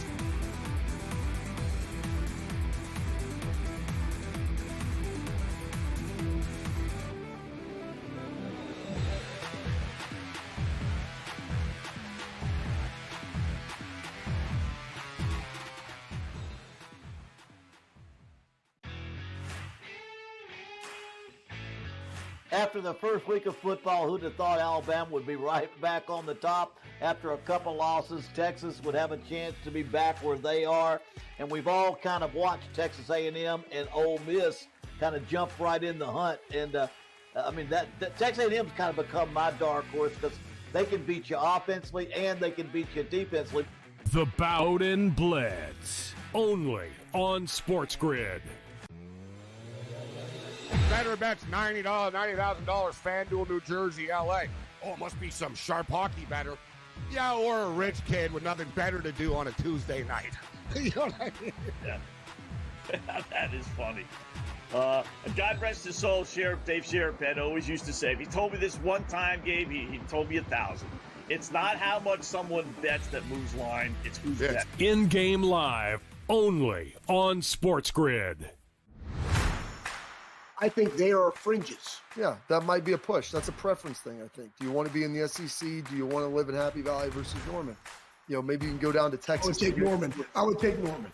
Well, to go down and get talent out of Texas. Yes. But I think you got to have alumni, president, athletic director that are all on board and committed to winning. And you need to have a fan base that shows up in sports. The Bobby Carpenter Show, only on SportsGrid. Football contest season is back, and so is the Las Vegas Football Contest Show. Season 2, the sharpest football contest show in the land. Focusing on all three Circa Sports contests and the Westgate Superbook Super Contest, we handicap the games and release our contest picks every week of the season. Featuring Super Contest champions Brady Cannon, James Salinas, and former NFL player Mike Pritchard, all team will have you prepared this season like none other. Check us out every weekend right here on SportsGrid.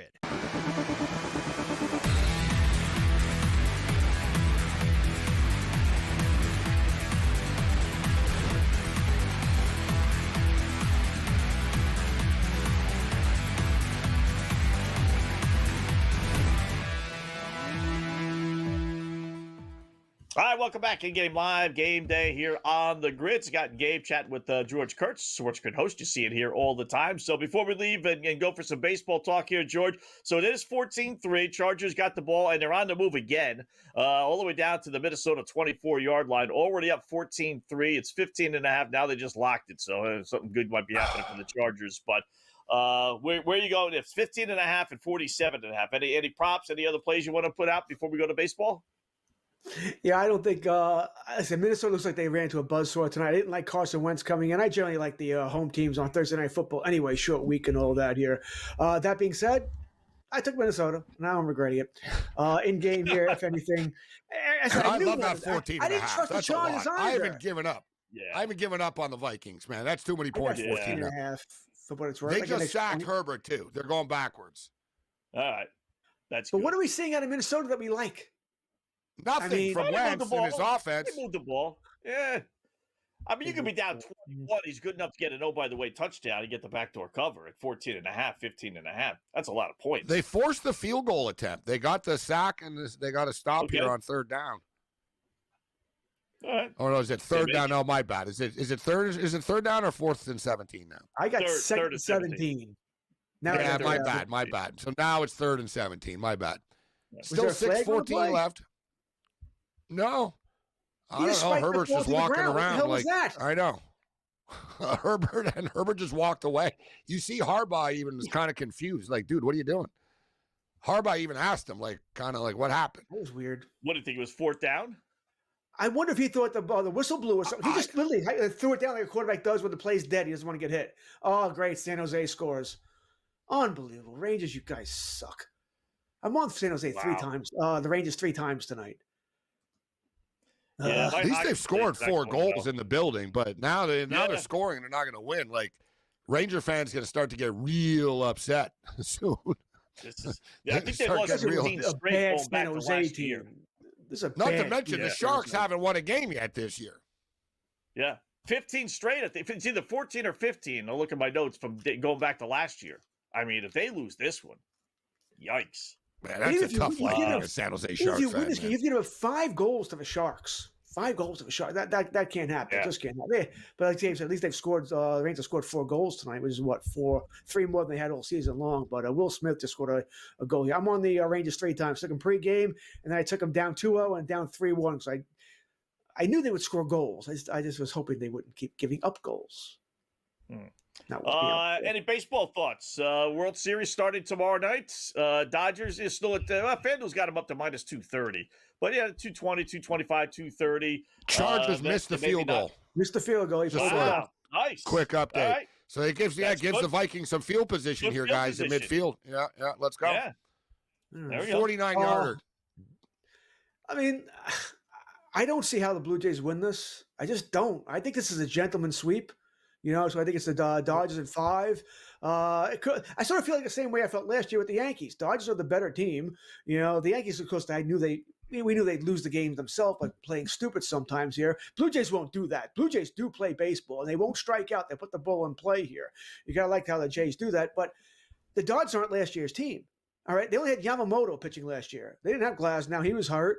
All right, they didn't have Ohtani. He was hurt. He couldn't pitch.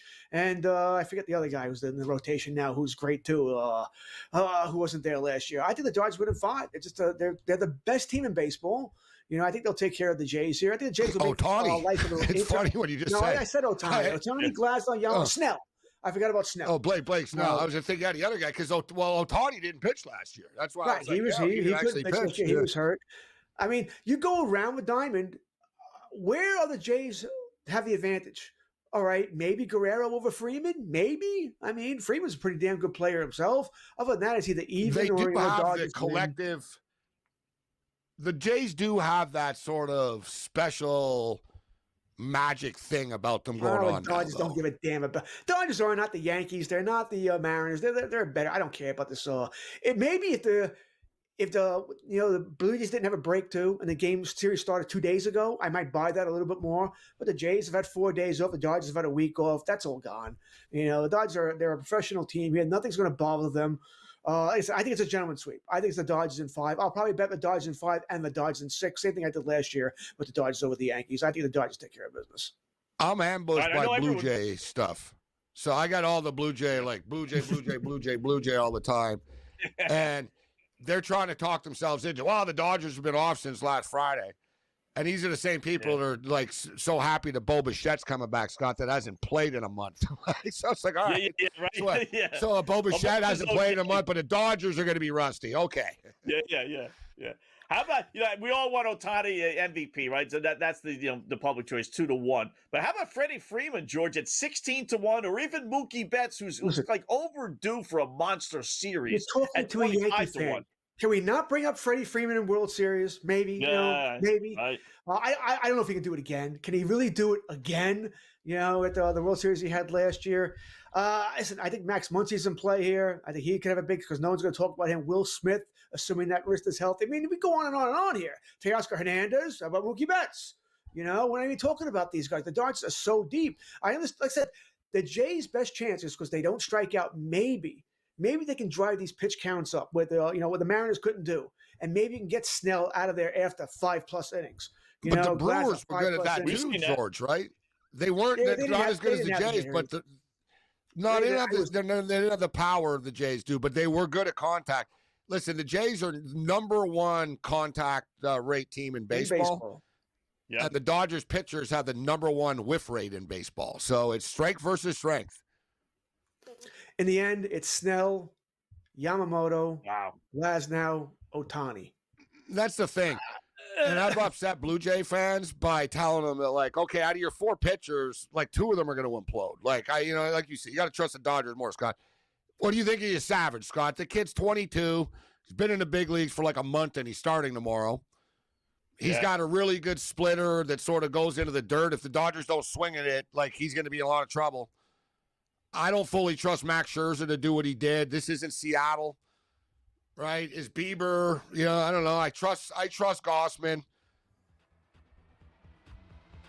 Yeah. It's got to be a tough spot for Toronto, it is for sure. Blackhawks just beat Tampa Bay. Unbelievable. George, good job, man. We'll do it again soon. Thanks.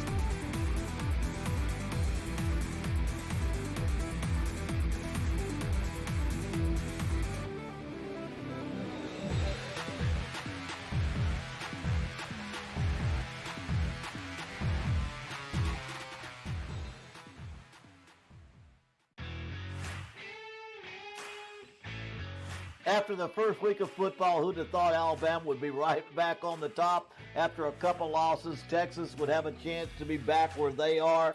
And we've all kind of watched Texas A&M and Ole Miss kind of jump right in the hunt. And, that Texas A&M's kind of become my dark horse because they can beat you offensively and they can beat you defensively. The Bowden Blitz, only on SportsGrid. Better bets, $90,000, FanDuel, New Jersey, LA. Oh, it must be some sharp hockey better. Yeah, or a rich kid with nothing better to do on a Tuesday night. You know what I mean? Yeah. That is funny. God rest his soul, Dave Sheriff always used to say, if he told me this one time, Gabe, he told me 1,000. It's not how much someone bets that moves line, it's who's betting. In-game live, only on SportsGrid. I think they are fringes. Yeah, that might be a push. That's a preference thing, I think. Do you want to be in the SEC? Do you want to live in Happy Valley versus Norman? Maybe you can go down to Texas. I would take Norman. Well, to go down and get talent out of Texas. Yes. But I think you've got to have alumni, president, athletic director that are all on board and committed to winning. And you need to have a fan base that shows up in sports. The Bobby Carpenter Show, only on SportsGrid. Football contest season is back, and so is the Las Vegas Football Contest Show. Season 2, the sharpest football contest show in the land. Focusing on all 3 Circa Sports contests and the Westgate Superbook Super Contest, we handicap the games and release our contest picks every week of the season. Featuring Super Contest champions Brady Cannon, James Salinas, and former NFL player Mike Pritchard, all team will have you prepared this season like none other. Check us out every weekend right here on SportsGrid.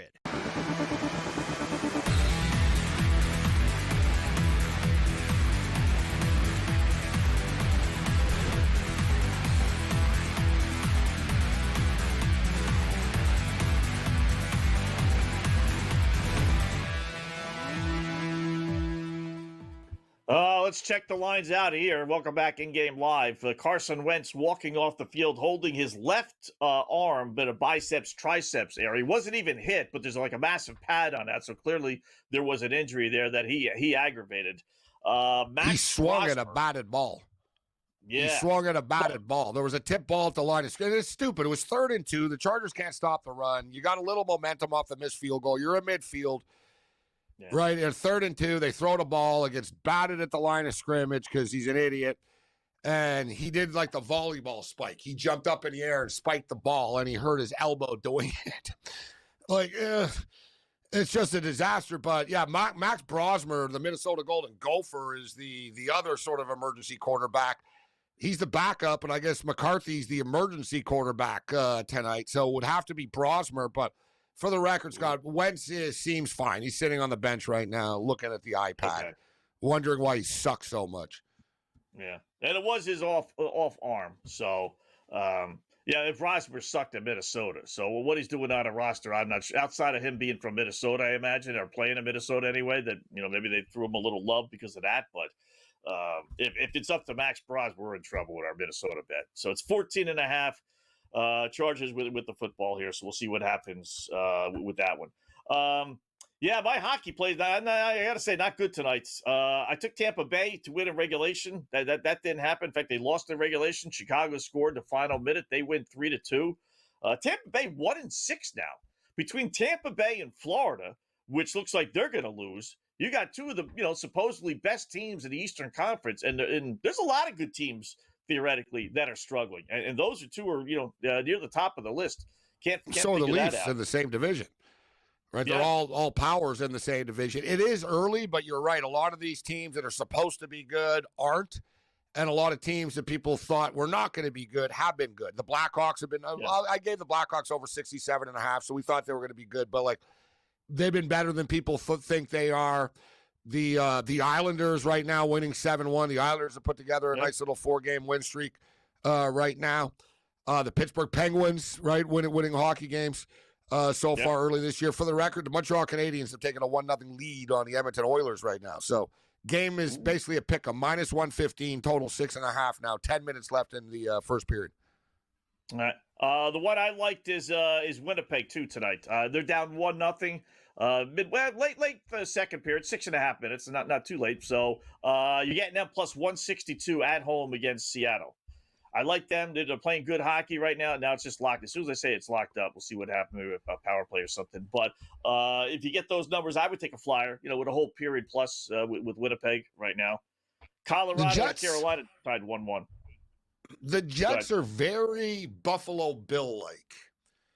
In the same way, too, where they're they were the best team in the regular season last year. They didn't, they don't win. They're often really good in the regular season. They've never won the cup before. And also, very Bills-like, Scott, in that the Winnipeg Jets, hey, they're on the road against Edmonton or they're on the road against Florida or something. They'll win. Yeah, they're hosting Seattle, laying -220. Not a good spot for them. They're kind of underachievers. They'll play up or down to the level of competition, the Jets. Yeah. I bet they're on a power play because it's lowered down to plus 140. The Kraken are on a power play. Or, sorry, the Jets are going on a power play. The Jets are about to go on a power play. Yeah, that makes sense. Anaheim beat my Bruins 5-3. For whatever reason, Anaheim was a strong play tonight in that they're 14-6 against the Bruins their last 20 meetings. There's still 10 minutes left in that game. Yeah, they just scored again, Anaheim. 5-3. It's over. Bruins can't score. 9:35 left, though, in the game. Ooh, Rangers tied up San Jose 5-5. George has got to be happy. 5.5 minutes left. Rangers a lot of goals early in Carolina and Colorado. We got 3 goals already in the first 8 minutes. Wow. The Hurricanes are up 2-1 on the Avalanche right now. And not a bad spot if you want to jump on the Avs. If you think, the Avs were to play, you're getting the Avalanche right now at plus 145, down a goal. And look, they've played 8 minutes. There's been 3 goals. So it's not like they can't score again in the next couple of minutes. Yeah. They just scored because that was 1-1 a second ago, literally 2 seconds ago when I looked. So Carolina must have just scored. All right, and then no score LA and the Dallas Stars. With that, Blues put a couple on the board, down 4-0 at one point. It's now 4-2. So back in is St. Louis at home. Another high scoring, although not as crazy as last night. We'll talk about it when we come back. But Indiana leading OKC 74-72 with just about 3 minutes, 2:57 left to go in the third quarter. Nothing but basically overs last night in the NBA. The numbers tonight for the two games were ridiculous. We'll talk about that in the football game. We'll update that when we come back.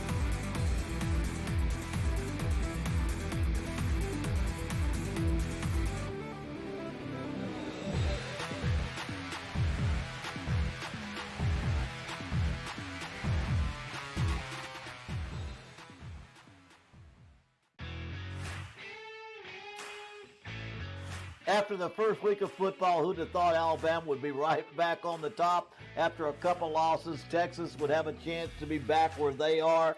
And we've all kind of watched Texas A&M and Ole Miss kind of jump right in the hunt. And, that Texas A&M's kind of become my dark horse because they can beat you offensively and they can beat you defensively. The Bowden Blitz, only on SportsGrid. Better bets, $90,000, FanDuel, New Jersey, LA. Oh, it must be some sharp hockey better. Yeah, or a rich kid with nothing better to do on a Tuesday night. You know what I mean? Yeah. That is funny. God rest his soul, Dave Sheridan always used to say, if he told me this one time, Gabe, he told me 1,000. It's not how much someone bets that moves line, it's who's bet. In-game live, only on SportsGrid. I think they are fringes. Yeah, that might be a push. That's a preference thing, I think. Do you want to be in the SEC? Do you want to live in Happy Valley versus Norman? Maybe you can go down to Texas. I would take Norman. Well, to go down and get talent out of Texas. Yes. But I think you've got to have alumni, president, athletic director that are all on board and committed to winning. And you need to have a fan base that shows up in sports. The Bobby Carpenter Show, only on SportsGrid. Football contest season is back, and so is the Las Vegas Football Contest Show. Season 2, the sharpest football contest show in the land. Focusing on all three Circa Sports contests and the Westgate Superbook Super Contest, we handicap the games and release our contest picks every week of the season. Featuring Super Contest champions Brady Cannon, James Salinas, and former NFL player Mike Pritchard, all team will have you prepared this season like none other. Check us out every weekend right here on SportsGrid.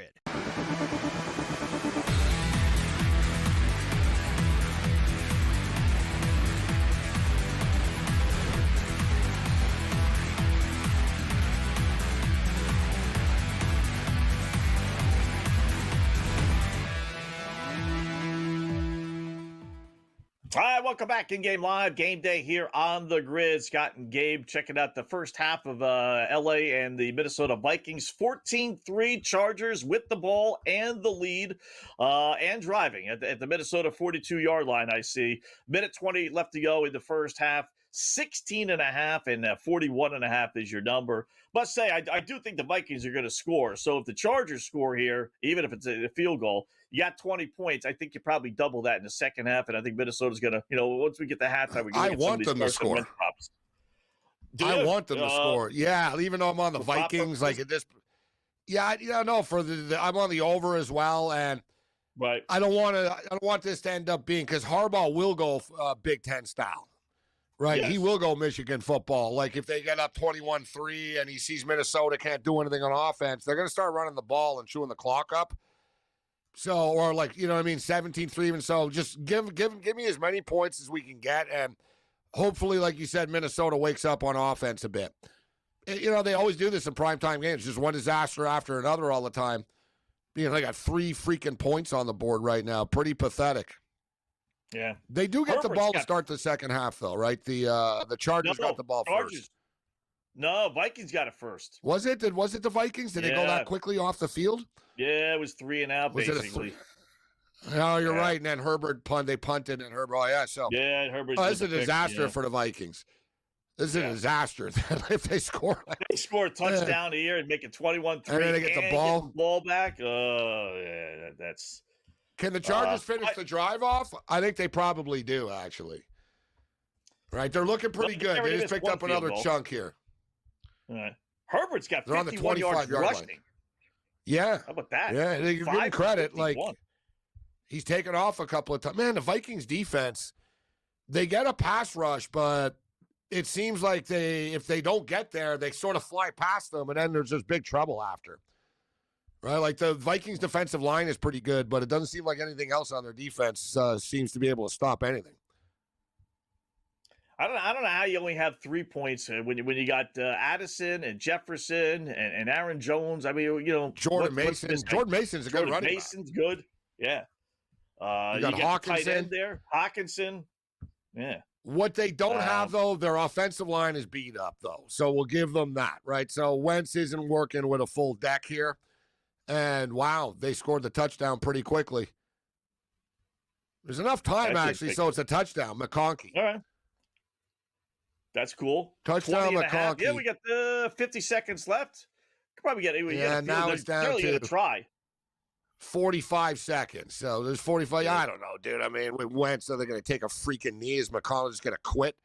But the Chargers, like you said, the Chargers get the ball. Yeah. Yeah, like you better try to get a field goal out of this. And your guy did make, 54 yarder. So get it, let him try to make a 57-yarder if you can. Yeah. You have 3 timeouts. Yeah. All right, I'm going to look at Wentz's. I hate this, but I'm going to look at Carson Wentz's passing yard prop. I just don't trust him to even stay on the field. 190, 182. He's got 67. Boy, I tell you what, I like that. Knowing he's going to get 20, normally 25 yards here before halftime, hopefully. We talk about this prop all the time. I've been betting this prop for years. I'm a the team that's losing quarterback prop guy. Normally, Scott, I remember the other night we were like, we can get 120 yards with Baker Mayfield in the fourth quarter. It was the fourth quarter. We're like, yeah, you know what? Even a couple of possessions, we can get this.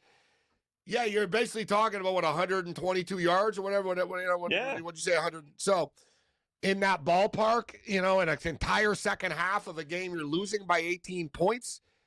A competent quarterback should be able to get us 40 or 50 yards on this drive right now. Like a big, 20, 30 yards, couple of chunk plays here. Because the Chargers are going to back off. Right. At least 20 yards that you got to get. You should get. So FanDuel just locked it. I think they realized they put it back. I was going to say they got it locked for me, too. They just locked it. They know this, too. The wheel. Yeah, they were asleep at the wheel if you were able to get it in. I bet they pop it back up, it'll be over 200. You always have to worry. Listen, quarterbacks are going to get hurt. Sometimes it's going to happen. It's bad luck. But with Wentz, it just feels different for me. It's just I feel like, man, if I bet on a Wentz prop and he gets knocked out of the game, I'm going to it's like, man, you come on. Like, what a dumb bet. You know what I mean? Knowing it. Yeah.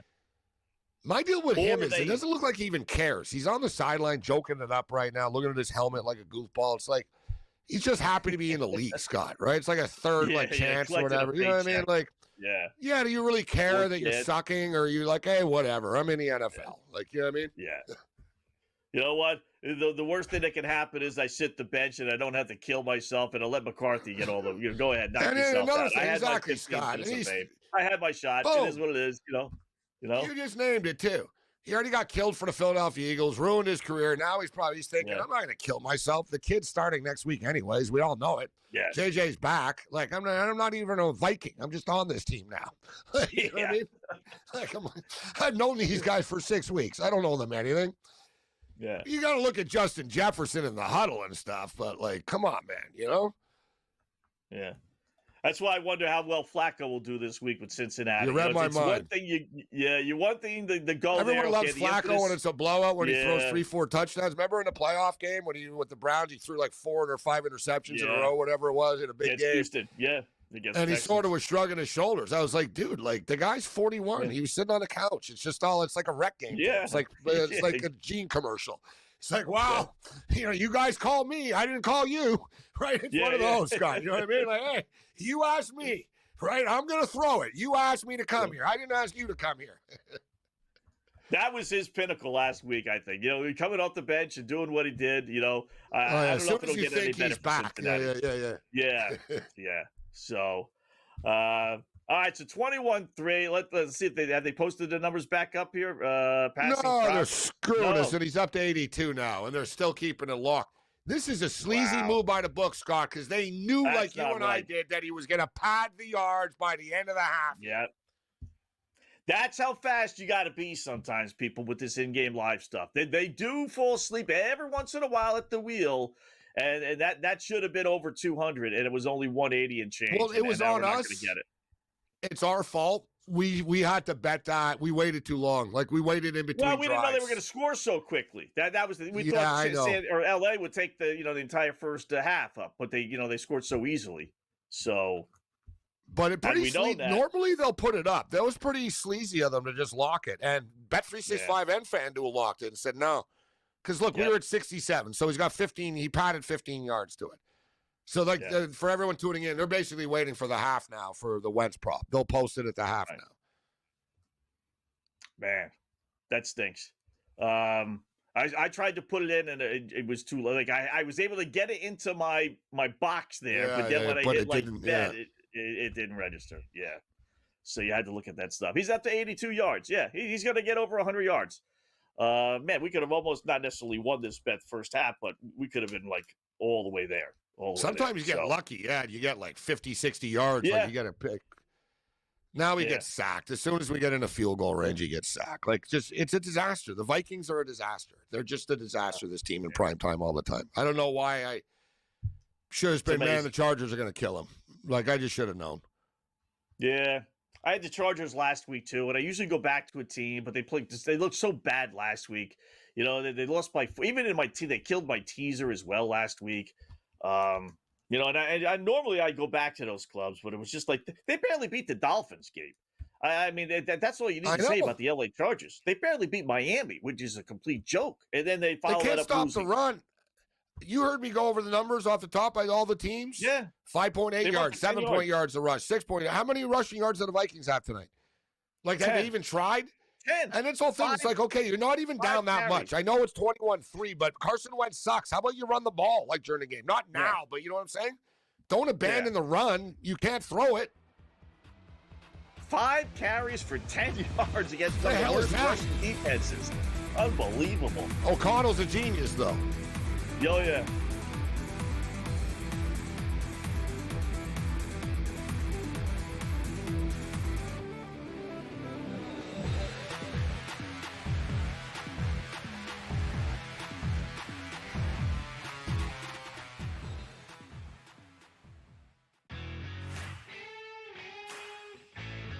After the first week of football, who'd have thought Alabama would be right back on the top? After a couple losses, Texas would have a chance to be back where they are. And we've all kind of watched Texas A&M and Ole Miss kind of jump right in the hunt. And, I mean, that Texas A&M's kind of become my dark horse because they can beat you offensively and they can beat you defensively. The Bowden Blitz, only on SportsGrid. Better bets, $90,000, FanDuel, New Jersey, LA. Oh, must be some sharp hockey better. Yeah, or a rich kid with nothing better to do on a Tuesday night. You know what I mean? Yeah. That is funny. God rest his soul, Dave Sheriff always used to say, if he told me this one time, Gabe, he told me 1,000. It's not how much someone bets that moves line, it's who's betting. In-game live, only on SportsGrid.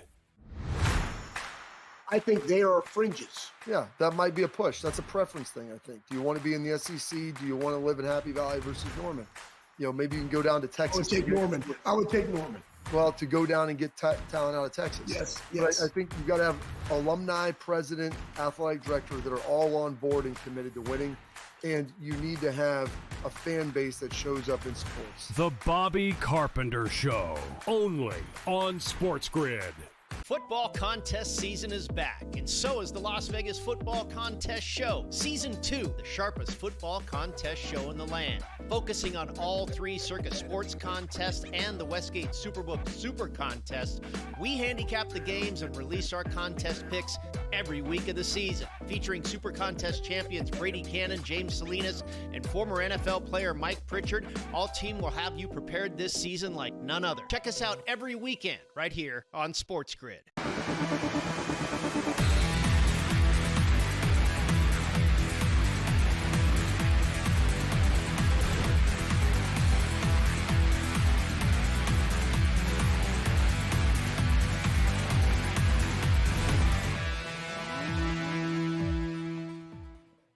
All right, welcome back. In-game live, game day here on the grid. So they've reached halftime, 21-3. Chargers lead Minnesota as Reichert, the field goal kicker for the Vikings, came up short on a 53-yard field goal. Who kicks it short on a 53-yarder in 2025? Everyone's kicking 70-yard field goals. He just made a 54-yarder 20 minutes ago. Exactly. How are you coming up short on a 50? You want to go wide right, wide left, hit a crossbar? Okay, I understand, but to come up short? I can get the field goal kicker from Topeka High to kick a 53-yarder as far as distance is concerned. You know, though, it was one of those emergency kick team type things. They didn't have a timeout, so they ran out. Timeouts. Yeah. He came up 1 yard short of it was like 3rd and 18, and they got a 17-yard gain. Because of that, they couldn't spike the ball because it was 4th down, so they had to run everybody out. They had time. They got set, but still crazy. Let's welcome in our good buddy Brady Cannon, SportsGrid host. You see and hear all the time here on the grid and get his thoughts on the first half. What's going on, Brady? 21-3. I'm hoping you didn't have Minnesota tonight. I did. I do. Okay. And I still have hope, but I feel like I'm, at a meeting for a Minnesota support group right now. I mean, what the heck is going on?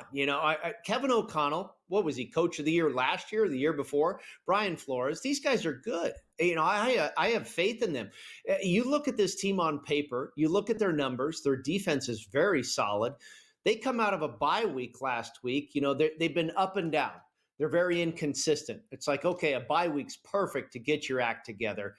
And they had many chances to keep that game close, if not beat Philadelphia. They foul that up. I'm like, okay, why are the Chargers, who, is a mash unit across that offensive line? I don't care if Joe Alt's back. The rest of the guys are 3rd and 4th stringers. There's no running game. Khalil Mack's out. This team is a good team when you have a full roster, but the way I look at it with their injuries, how can you make them more than a field goal favorite? And Minnesota, boy, I tell you, you guys were talking about it. 10 yards rushing against a Where's the ground game? Yeah, I don't understand it at all. It's really wild. Now, we know how things work. I can't believe the in-game price is Chargers plus or minus 20.5. That's crazy. We've got 30 minutes of football left, and 20 points is the number. You would only have to take it with the dog. I have to believe this. The way the book NFL is telling works, us that they're going to lose the second half. Like they think they're that bad. The computer is saying the Vikings are this bad. Amazing. They're down 18 because all they're going to do is win the half, right, Scott? You just got to win the half. Yep. I really don't get it. I mean, again, if you crunch the numbers on this team and you go through, it doesn't make any sense what's happening tonight. Oh, God, I'm already on the Vikings. I don't want to chase them, but, God, it is tempting. The 20.5. No, I think you cross your fingers and hope because I believe it should come back. I believe that we will have a couple of chances to cover 3.5 points before this game's over, Gabe. And I'm also I've got hoping, a teaser, Brady, so you're telling me there's a chance. I got them at plus, I got them plus 10. Plus 10 and over 37.5. That's what I'm sort of, hoping out for you, Scott. Keep faith alive. Yeah. Carson Wentz just angers me. Good for the Chargers for all of a sudden, and you got to give credit to Harbaugh because this team is really decimated by injury. And for them to show up, the running game looks good tonight. I don't know where that came from. And Minnesota's decent at stopping the run. Their defense is solid. I don't know. Weird game, man. Thursdays, I guess. We'll chalk it up to that. All right. Would you roll the dice with Wentz? He's got 99 yards, and they're offering you right around 200. Yeah, you got to throw the ball. Right? He might throw it to the other team a few times, but he's going to chuck it up there. That's for sure.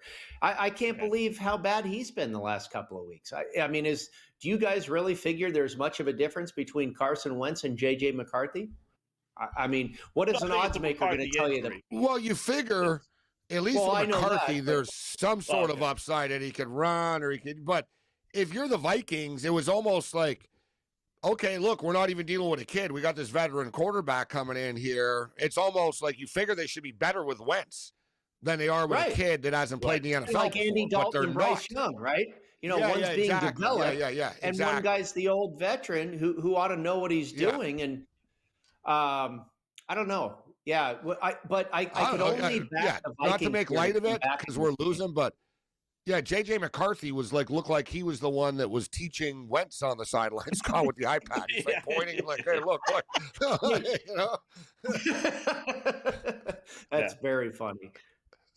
Hey, I took your advice, by the way, Gabe. Go ahead, Scott. Go ahead.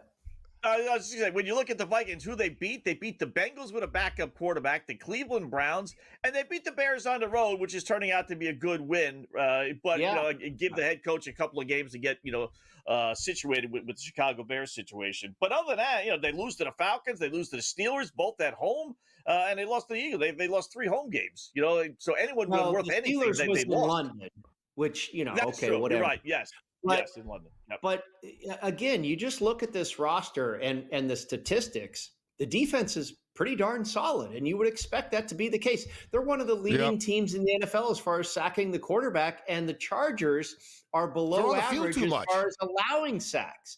So you would think the Minnesota Vikings would be able to get to the quarterback tonight. So I just don't, and I believe that both of these guys are good coaches. It's really weird how playing out versus what they are on paper versus how it's playing out. It's not necessarily adding up. All right. If you want to go as we normally do, right? Quarterbacks on the losing team, running backs theoretically on the winning team because they want to chew up the clock. You got the Kamani Vidal. He's got 24 yards. They're giving us 54.5. No, I'd probably play under. No, I think I'd play under because if we're going to buy into this theory that Minnesota is going to chuck the ball up and they're going to come back, the Chargers' pass defense has been progressively worse the last few weeks. Again, if you look at it on paper, their pass defense is pretty good, but it's been bad the last few weeks, again, because of injury. You got to figure Minnesota is going to have some success. You would hope that they're going to get it done through the air. And then the Chargers might be in mode where they're not just chewing the clock and they're going to have to continue to throw it. I'd go under on Vidal. All right. You want to talk a little baseball next segment, or do you got to run? No, I'm good. I was just going to say I've taken Gabe's advice on who to bet for MVP in the World Series. Oh, okay. We'll get your thoughts on that when we come back.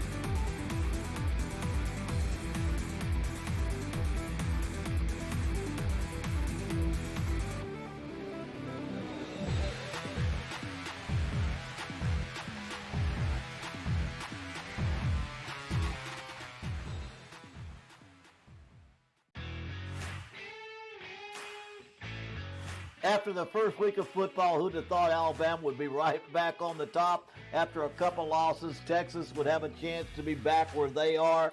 And we've all kind of watched Texas A&M and Ole Miss kind of jump right in the hunt. And, that Texas A&M's kind of become my dark horse because they can beat you offensively and they can beat you defensively. The Bowden Blitz, only on SportsGrid. Better bets, $90,000, FanDuel, New Jersey, LA. Oh, it must be some sharp hockey better. Yeah, or a rich kid with nothing better to do on a Tuesday night. You know what I mean? Yeah. That is funny. God rest his soul, Dave Sheriff always used to say, if he told me this one time, Gabe, he told me 1,000. It's not how much someone bets that moves line, it's who's betting. In-game live, only on SportsGrid. I think they are fringes. Yeah, that might be a push. That's a preference thing, I think. Do you want to be in the SEC? Do you want to live in Happy Valley versus Norman? Maybe you can go down to Texas. I would take Norman. Well, to go down and get talent out of Texas. Yes. But I think you've got to have alumni, president, athletic director that are all on board and committed to winning. And you need to have a fan base that shows up in sports. The Bobby Carpenter Show, only on SportsGrid. Football contest season is back, and so is the Las Vegas Football Contest Show. Season 2, the sharpest football contest show in the land. Focusing on all 3 Circus Sports contests and the Westgate Superbook Super Contest, we handicap the games and release our contest picks every week of the season. Featuring Super Contest champions Brady Cannon, James Salinas, and former NFL player Mike Pritchard, all team will have you prepared this season like none other. Check us out every weekend right here on SportsGrid.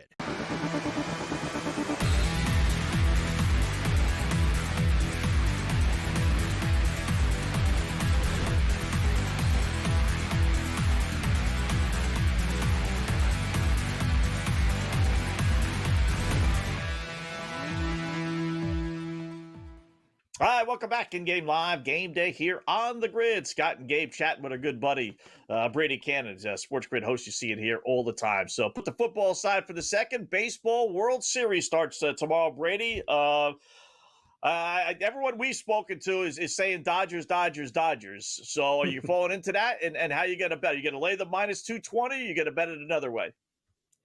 I think they end up winning the World Series and probably end up going back to back, but I'm not sure that I want to bet on a sweep or lay the game and a half because they were so dominant over the Brewers that I just believe that has to come back to earth for a second.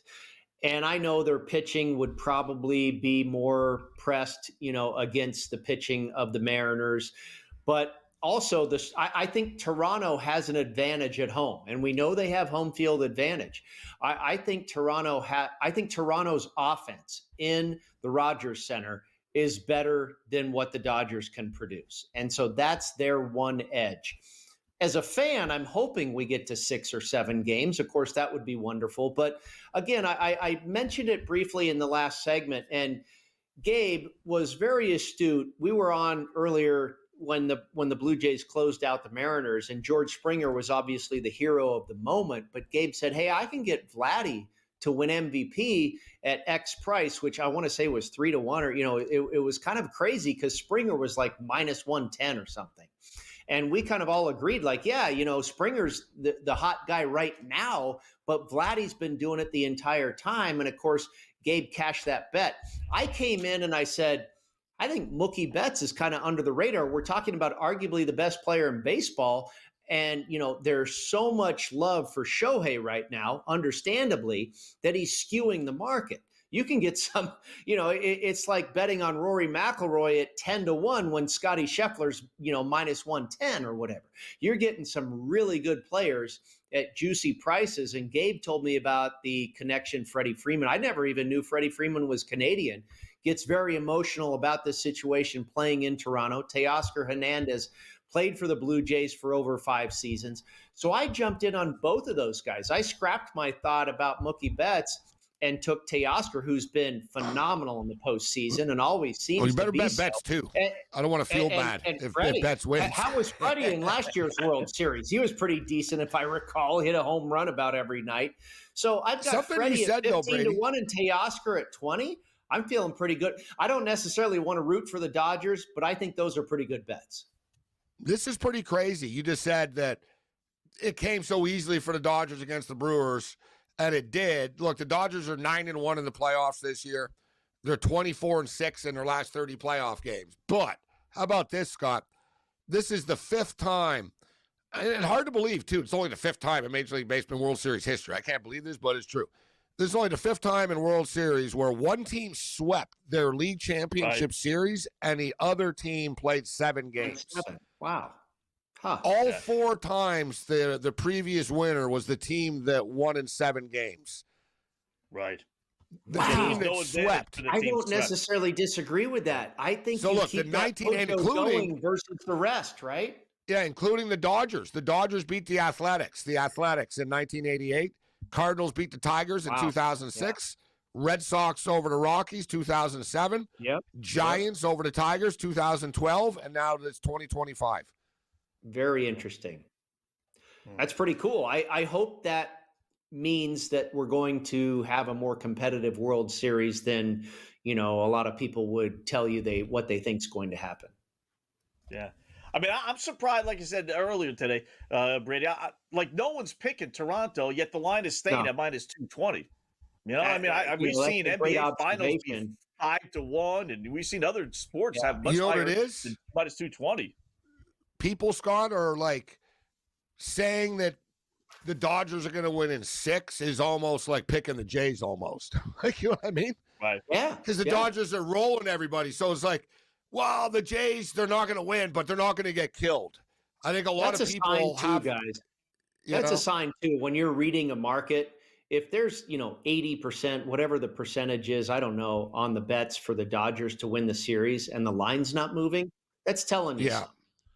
Yeah. I don't think the Dodgers should be as big of favorites as they are. If you just put it in baseball terms, the Blue Jays should not be this big of underdogs.